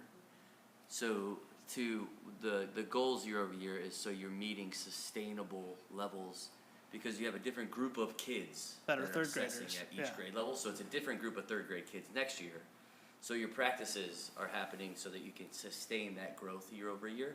So if you did increase to 47 in your case, right, your example, you may still only have a goal of 40. I mean, they're going to push it, but 40 would still reach the goal because there's a whole new set of kids that came in at third grade this new year. So, but if you're reaching 40, the year 5, you should 50, 60, or whatever that is sustainable, just so you have sustainable growth based on the practices that you're doing instruction in the classroom. okay. So that was a little bit more detail, but I deal with the same thing all the time in schools, so yeah. No, I appreciate that. Thank you, Will. that's good. I have a question on the attendance component of it. So, in middle school, high school, 7 periods, if they miss 1 period a day, is that like 1/7 of a absence? Or is it an absence? Anything more than a half day constitutes a full absence. So if they miss 4 periods or more, then they're marked absent for the day. If it's less than that, it doesn't correlate to that piece of it, yeah. Okay, so then one other question. Yeah. We have 22 on the upcoming calendar that's gonna get rolled out to us, 22 read days and 25, 26. Is there any way to incorporate those into the factor? So if a kid does have an extended sickness and he hits, or she hits the read days, does that count as a, like, We're trying very hard to work with the state and find a way to count those. Our conundrum in counting those as the days is read days aren't offered to every single child, so not every child has access to the read day, and they're not being fed on the read day. Like, every kid's not having the opportunity for food, and right now, those are the two, like, simplified things that constitutes a school day. And If a so- kid gets invited to read day and doesn't show up, is that counted as an absence? No. So we track that attendance, but we Yeah. track it separately, so we do know who's being invited, who's showing up, who's not, because it will play a factor in their proficiency levels. Yep. Right. But it won't play a factor in the It's funding. attendance that's set by the state that we have to report at so the this end is of the its year. own little beast, and we're doing a bunch of other stuff extracurricularly. We're keeping going track of our above own and data. beyond for sure, but this is what we're being held accountable to by the state. Gotcha, In thank you. this community, do we have high absence during hunting season? Yes, Like, is it's that an number issue? one. Yeah, deer season is number one. Yep, Just seems like people go for a whole week. they do. And Disneyland gets a lot of our attendance Okay. across Disneyland and across the hunting. board. Okay. Good to know. No, I was just a little surprised to see that our attendance, you know, it's slow. I mean, the whole point of us going to a 4-day week, a break in May, everything we've done, it contradicts a little what we've seen, that doing this way and changing our school calendar would Yeah. help with some of this. Yeah. I mean, there was other things that, made us move in that direction, but it's Yeah. just, I think we need to do a little better job on Yep. improving that. Yep. And that's a parent and school commitment that needs to take place. I can tell you before we moved to the 4-day week and before we moved to this stuff, it was actually worse. Like, it's better than it's ever been, and we're still working on it. But I think I wanted to underline a great point that Jen Berman made too, is it's not like when we talk about chronically absent, I mean, we have kids that don't show up to school, but we're talking about the kid that leaves for a week for deer season and, leaves for 3 or 4 days at Disneyland, and all of that correlates to like 15 days of school missed in a 140-day thing, and because of the metrics that the state has, they fall under that bar. And a lot of times we don't have control over hunting season is a holiday for this community. It's why when we talked about calendar options, we actually had a fall break in one of our things, really to literally combat that. But it just wasn't, we just weren't there yet. But it's a really good point, Director Martinez, in terms of just how alarming our community's attendance is. But it is a community thing, because at the end of the day, it's our parents too who are literally choosing not to send their kids to school to do other things. Yeah. Because the chronic absenteeism falls below 90%. So, when you think about that piece of it, and we have 1,900 students, we had 820 some students that were between 90 and 80%. So they're literally they're 1 or 2 days of putting them in chronic. So again, that's where I feel like if parents knew that one day to say, oh, you can stay home, actually bump them to chronic, that might, I think they just need to know that. They might still make that decision, but I just don't feel like our parents really understand that if over the course of the entire school year, if you miss more than 14 days, your child is chronically absent. And that could happen really fast. That's 2 weeks. Close to 2 weeks. So I think there's some piece to that, and then also looking at some of our own practices and how we're connecting with students. And is there a way for us to share that information with parents? I know that we have the, what's our app, our Parent Square. Parent Square. Is there a way of classifying your students, year to date has 14, whatever, classification of absences? Yeah, maybe with the red, yellow, Well, and green. we've, Well, and then Power School does show your absences. Power School shows it, the progress report has it, and one thing we talked about as an admin team when we looked at this is even on that, saying your student is 3 days from being chronically absent, or, even color coding it to they're now in the red of the 90%, so they're close. But just something that warrants, because when you just see they're absent 5 days, you're like, yeah, I know that. Making it more But do you visible. realize you're now in the yellow zone for becoming chronically absent? And I think a lot of people just aren't aware of it, and even students aren't aware of it. And I do want to keep this moving, but I think it's important if there are people listening or people who watch this later too, a sick day is the same value as a hunting day. Like the state, even though we categorize it locally, of what's excused and what's unexcused, like the state, an absence is an absence is an absence. It doesn't matter for what reason. If they're not here, that's absent. Hunting's not excused? Hunting, well, in this community, It is hunting unexcused. hunting is excused, yeah. It is unexcused. As long as we're here. Yeah. It's unexcused, so is Disneyland, yeah. Thanks for waiting, Jim. Good job. Thank you. Thank you very much. Next up, we have fall sports recap. Athletic Director, Mr. Andy Mott, come on down. Thanks for joining us tonight. We always love new thanks guests. for having me. Yeah, I appreciate you guys having me down here tonight, and excited to talk about athletics with you from the fall, and just kind of give you a little recap from our fall season. So we'll get rolling. And kudos to our athletic team. We have a good group of ambassadors and Jenny that put together this presentation. for you guys to have little visuals or something. So just to kind of kick it off, we had 211 kids that signed up for athletics this fall, involved in a variety of sports. The middle school actually had 56, and that was between just 2 sports, so that was our cross country and volleyball teams. So football had 64, boys soccer 30, girls soccer had 34, volleyball 33, cross country 27, cheer 13, and then our middle school cross country 20, and middle school volleyball was up to 36. So all pretty strong numbers. We were very competitive as far as number wise, I felt, within our league, as far as how many kids that our schools had as well, as you look at those as a whole. Academic all-state, these numbers are we probably would have more sports on there, but I know our early college takes some of our kids away from that. But we did have 3 programs, cross country, boys soccer, and football, that were all in the top 10 of the 4A classification for their grades.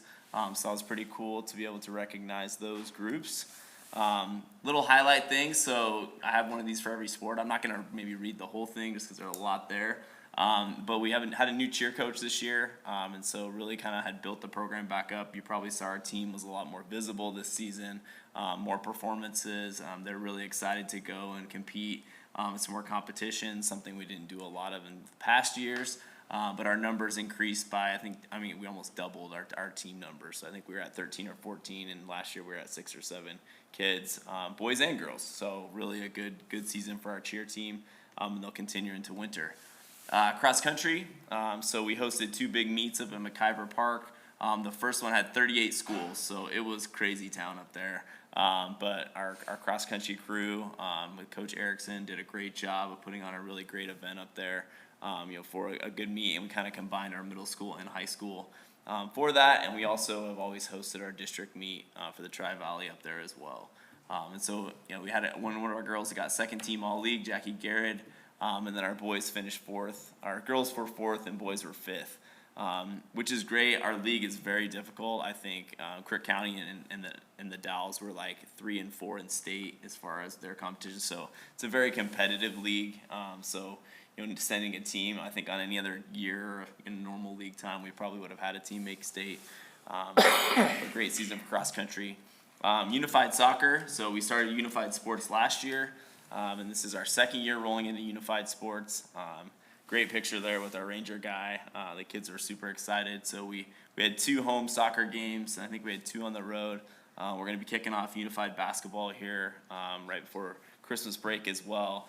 But it's really an awesome event just to see the excitement with those kids. And they have their own posters, and their senior night was awesome as well.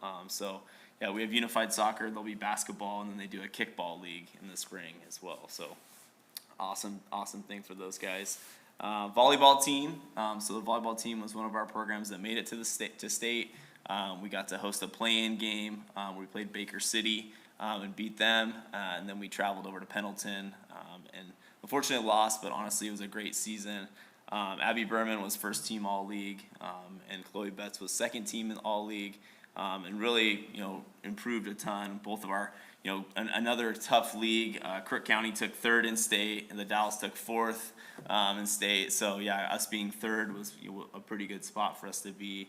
And we had we took the Dalles, I think, to 5 games towards the end of the season. I had a really great game with them. But volleyball's in a great spot right now. Some of our all-league, the ladies that were all-league there, you can see. I'm not going to read them all off, but again, Tri-Valley votes at the end of each season by all the coaches, and the coaches decide, who the 1st team, 2nd team, 3rd team players, and honor those kids, with awards, for their seasons. Boys soccer, their highlight, they struggled this year. Again, had a tough league. We did get hit pretty hard last year with graduation from a team that was very successful. But did have a big victory against St. Helens early in the year, and then had a draw with Madras.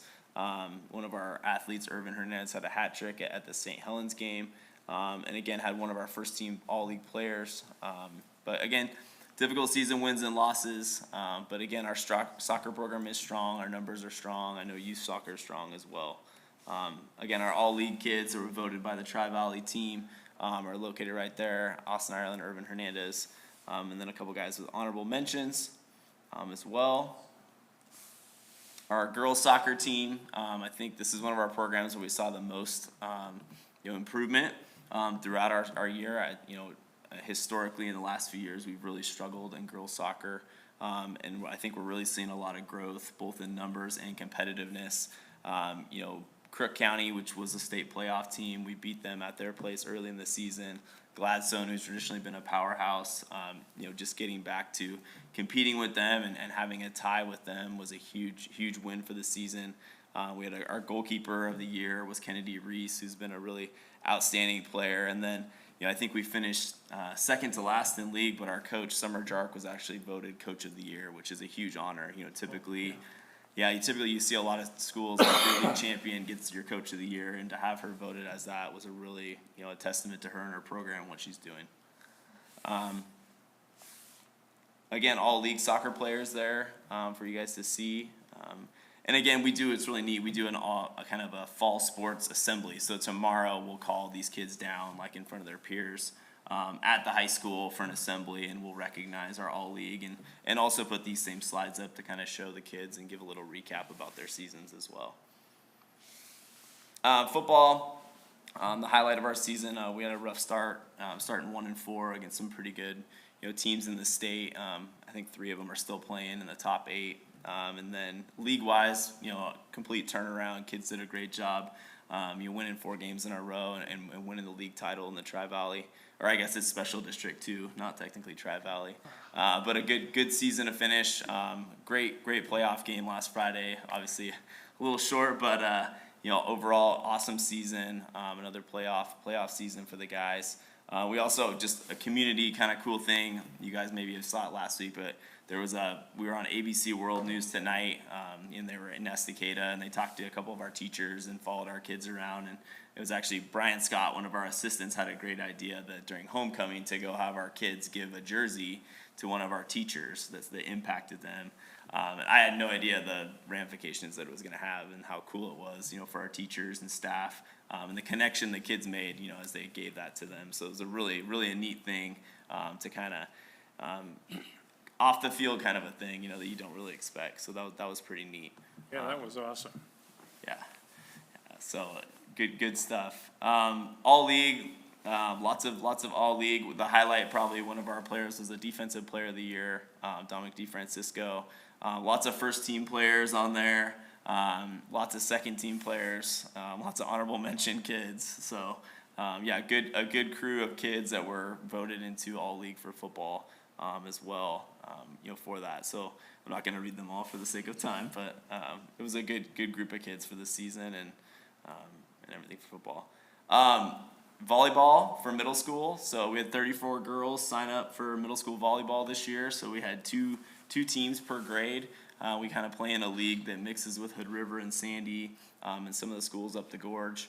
Our 8th grade team almost went undefeated for the season. And then I love 7th grade was able to pass, set, hit, and a few times for the end. So I like that. So the future's bright. Here we go. But awesome. Yeah, we got a couple great coaches that stepped up, and we were struggling to find people.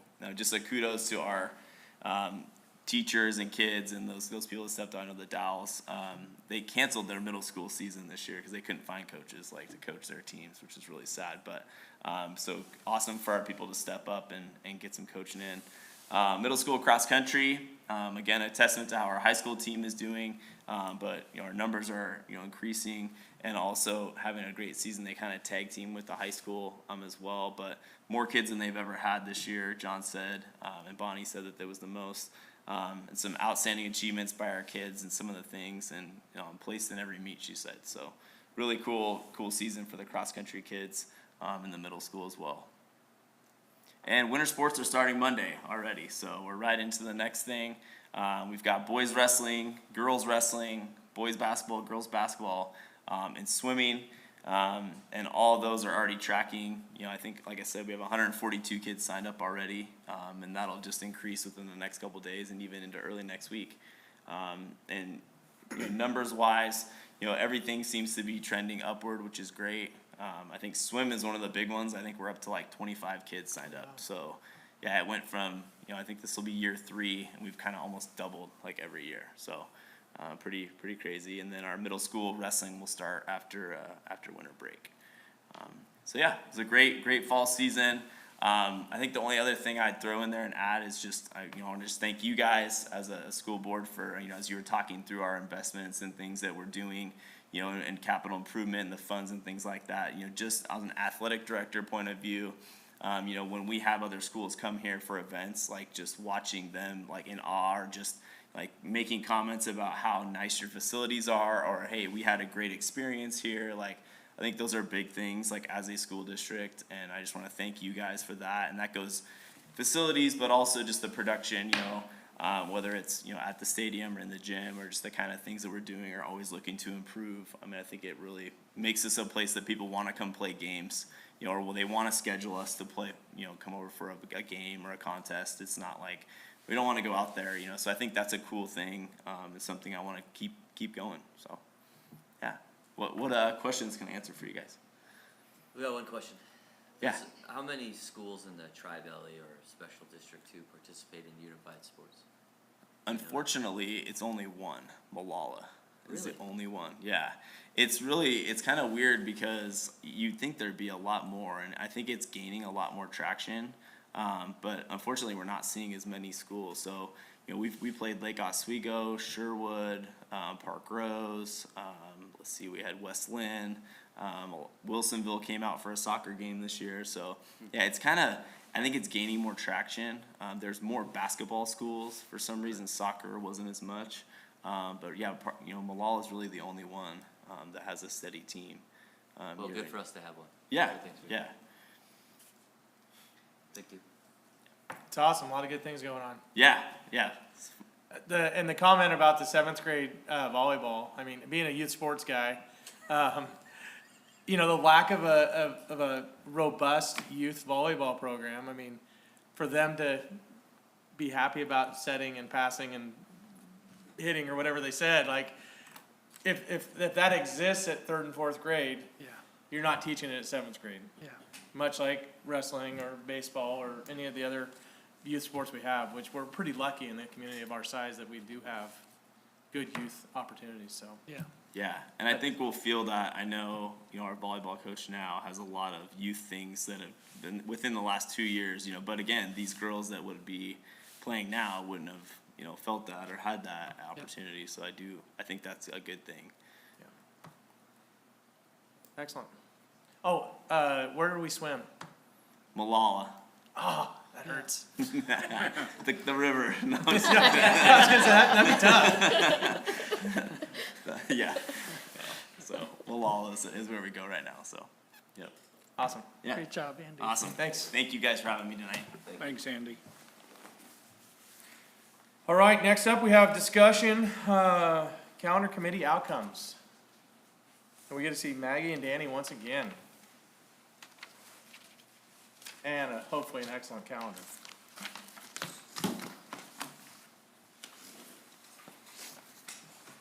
All right, so in front of you, you should all have a calendar for the next 3 years. We'll talk a little bit about what you're looking at and the process that went into bringing this before you tonight.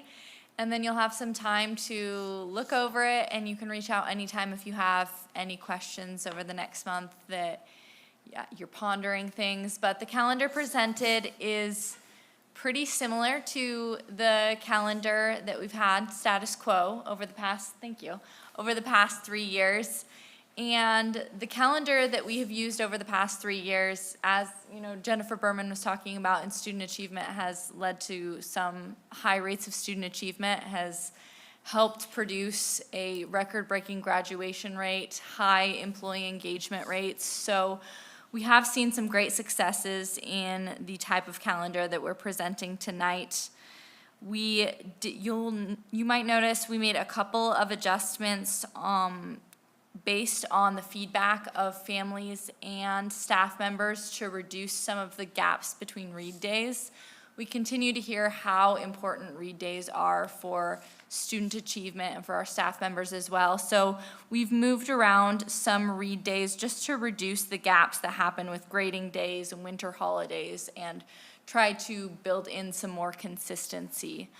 ultimately, with our calendar committee, and Danny will share a little bit more about how that process went and whose voices we heard throughout this process. It was a really pretty robust effort through our calendar committee work, and a lot of accolades go to those folks for having a lot of tough discussions. But we ultimately came up with 2 calendar options. This one that's presented tonight, that's very similar to status quo with some adjustments, as I mentioned, and one option that eliminated the May break and scattered those May break days throughout the school year to create no full-day Fridays. You'll notice on this calendar, we have like November 14th, for example, is a full-day Friday because there's a holiday on November 11th. So that option that we presented reduced those. Ultimately, however, our calendar committee voted almost unanimously on the calendar that is presented before you today. It gained a lot of favorable input. And we really had to work within our contractual obligations, our student instructional hours. So that was the framework and constraints that we presented to the committee, and we were happy to be able to give them 2 options to kind of wrestle between that responded to the feedback that they gave us. So I'll turn it over to Danny, who will talk a little bit about what the committee consisted of, and then we'll take any questions that you might have. So the 3-year calendar, I'm sorry. It's November. The 3-year calendar committee consists of about 25 folks that answered a request to participate and reach out. So this was like a multifaceted group of district staff, parents, administrators, a lot of which those roles overlapped, and we actually did have one student participate as well, which was great. We met twice over the month of October. The first meeting was really establishing what the goals of our decision-making for the next 3 years is for our calendar, the data that we collected from the last calendar change, and then really what our options and the feedback is for the current calendar. So we sat down and really took feedback from these folks on what the barriers are of the current calendar, what the improvements could be, what are the positives, and then with all of that information, we went back to the drawing board, and like Maggie said, we were able to come up with 2 feasible options moving forward. During the second meeting, we presented both of those calendars. We had some really long, creative, and interesting conversations with these people, and they came back and, like Maggie said, voted almost unanimously for somewhat of a status quo. But any changes that you do see is directly from family members of students or staff members and their feedback.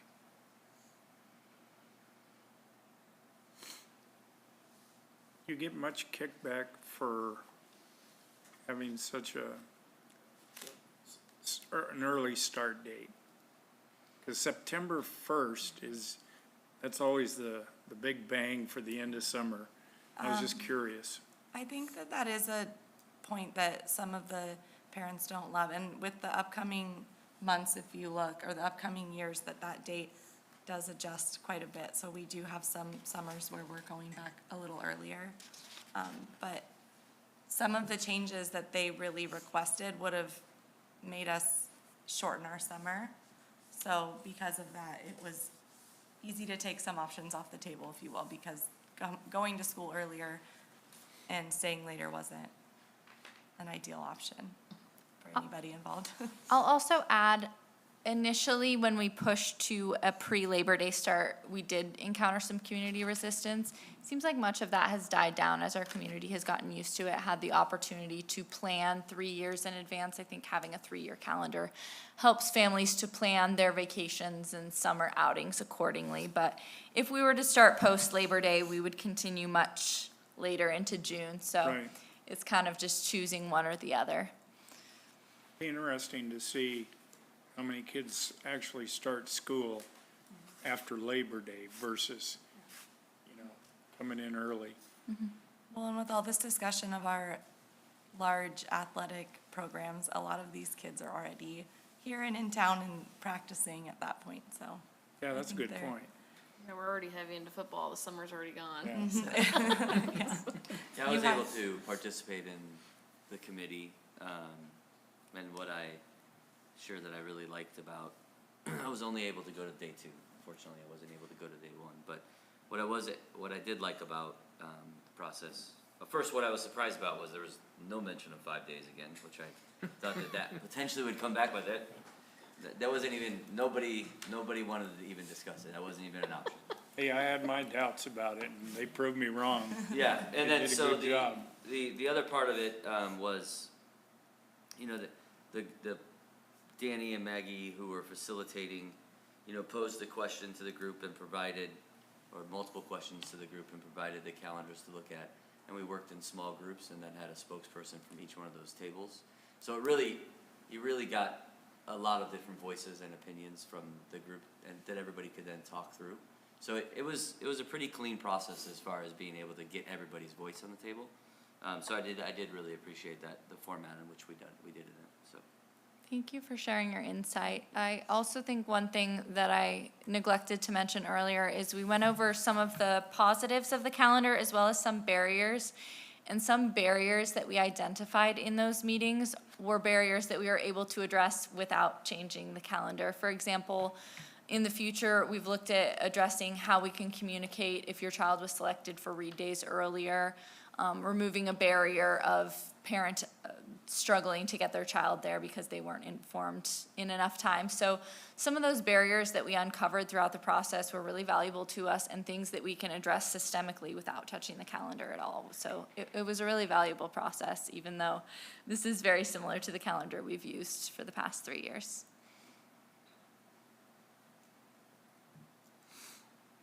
Well, I think it's a great idea, having a lot of people involved in it. Because if you get the parents involved in it, then they don't feel like it's being forced on them. So that's good. Thank you. And we gave every parent and community member the option to sign up, and it was great to see so many folks sign up to spend a couple of evenings with us hashing this out. It was a great process. Okay? So procedurally, this is our informing the board of directors of a proposed next 3-year calendar change. You'll notice that there's no decisions on this, as we'd like to allow the board 30 days of deliberation and the opportunity to speak to the community before making such a big decision. And so you can anticipate that this calendar will be up for approval in the December school board meeting. But if feedback or concerns come across your path, please let us know sooner than later if there's things that need to be adjusted or reconsidered. But at the end of the day, again, this is a scope that falls within the authority of the board. You get to determine when we have school and when we don't. And so this is a board decision, but I am very proud of the process that took place in order to promote this to the board. So thank you to Danny and Maggie and leadership for that as well as Director Johnston. Because this is a big board decision, we had a board member, a part of the committee, to make sure that those voices were echoed as well. Now, is this out in the public at this point in time, or is this the first time the public? This has is seen it? number one. You got to see it first. And so is there gonna be a communications rollout that gets it out there so that we Yep. can We'll push that feedback, hopefully? We'll stir the nest up for sure. Yeah, I don't feel like you're gonna get much stirring, but I agree. I appreciate the try on that. We'll have an upcoming Facebook Live opportunity and just communicating our why in the process and hearing any feedback. Our Human Resources Department also shared this with our unions so that they have the opportunity to look over it as well. Okay. Back to the procedure part of it. If we vote on this next month, it'll be an action item, right? Yep. And we'll just have people sign up for hearings Yep. of action items. Yep. And they can discuss it then if there's. That's correct. Yep. Okay. Perfect. Yep. And again, I praise the board and it's best practice that this decision's made in December, which gives our families and our employees plenty of time to plan accordingly. This is good advance notice. Excellent. Thank you. Thanks again, ladies. All right, so we're moving right along here. That was item G. We're on to item H. Do you have any hearing of citizens for? We do not. All right, let's go to the action items. Consent agenda is a package of one or more items we voted on as a unit. However, if any board member is not in favor of one or more agenda items, prefers to take separate action, requests the chair anytime prior to the vote will remove the items for a separate vote. Ryan, before we do that, could I ask a question? Yep. Sorry, Ben. I can't. I'm just kidding. Go ahead. I didn't see the complaint procedure linked. Oh, okay. I can tell you what it is. Was it a read one or was it a? No, we're actually fast tracking this, and I appreciate, I was hoping to be able to clarify anyways. We're changing one sentence in KL, and that is because of our growth as a school district. It used to say a complaint about a principal goes directly to the superintendent, but now we have a new layer of supervisory role, which is Jennifer Berman, or it doesn't matter what the name is. The Director of Curriculum Instruction now supervises principals, and so we just adjusted the policy because it should appropriately go to the next level of the supervisor. And so the policy just changes. It just omits that it goes straight to the superintendent. It just now is step one, goes to the supervisor. Thank you. Thank you. All right, so we'll need a motion on that consent agenda. Chair Wheeler, I move to accept the consent agenda as presented. Second. Got a motion, we got a second. Any further discussion needed? All right, all those in favor, please raise your right hand. Motion carries. We got item J, resolution 2024-25-2. Let it be resolved that, just forget it, Chair Wheeler, be it resolved that the Board of Directors of the Escada School District hereby authorizes Resolution 2024-25-2. Second. Got a motion, we got a second. I think it's probably worth being a little transparent here on what exactly this is. Sure. As stated in the resolution, we're proposing a transfer of $500,000 from a general fund account to the capital construction account. The main reason why that we're doing this is as we operate a dynamic budget within our district, it can be difficult to anticipate future needs and to anticipate any other expenditures. This transfer allows us to plan for or be prepared for any expenditures that we're not planning for later on this fiscal year. Nothing's earmarked at this point in time, it's just No, this is for unexpected expenditures. perfect. But potentially weight room expansion, and Red Barn purchase and other things that come along those lines. Potentially. The seismic grant would all be covered, would cover all of that, or was that part of it too? Seismic grant is a separate fund, so it's. Yeah, a- I know, yeah, I know yeah. that, but the 500 that we put aside, None of it is intended for the seismic project. okay. Yeah, thank you. And being that that seismic grant is set for construction next summer, would that fall into next year's budget anyway? Yes. It overlaps into the 25-26 fiscal year. We have to spend out that grant by December 2025. I anticipate some of it will be encumbered in this budget and some of it will be encumbered in next budget. Okay. Any other discussion? Going back to the CRE, HVAC. Mhm. When are we anticipating that timeframe on that? March 1st, was that right? For substantial completion, March 1st, we anticipate starting next week. Oh, perfect. Excellent. All those in favor, please raise your right hand. Motion carries. Hearing of citizens for non-action items. None. Looks like we can adjourn this thing. Also a sign of organizational health. Yes, it is.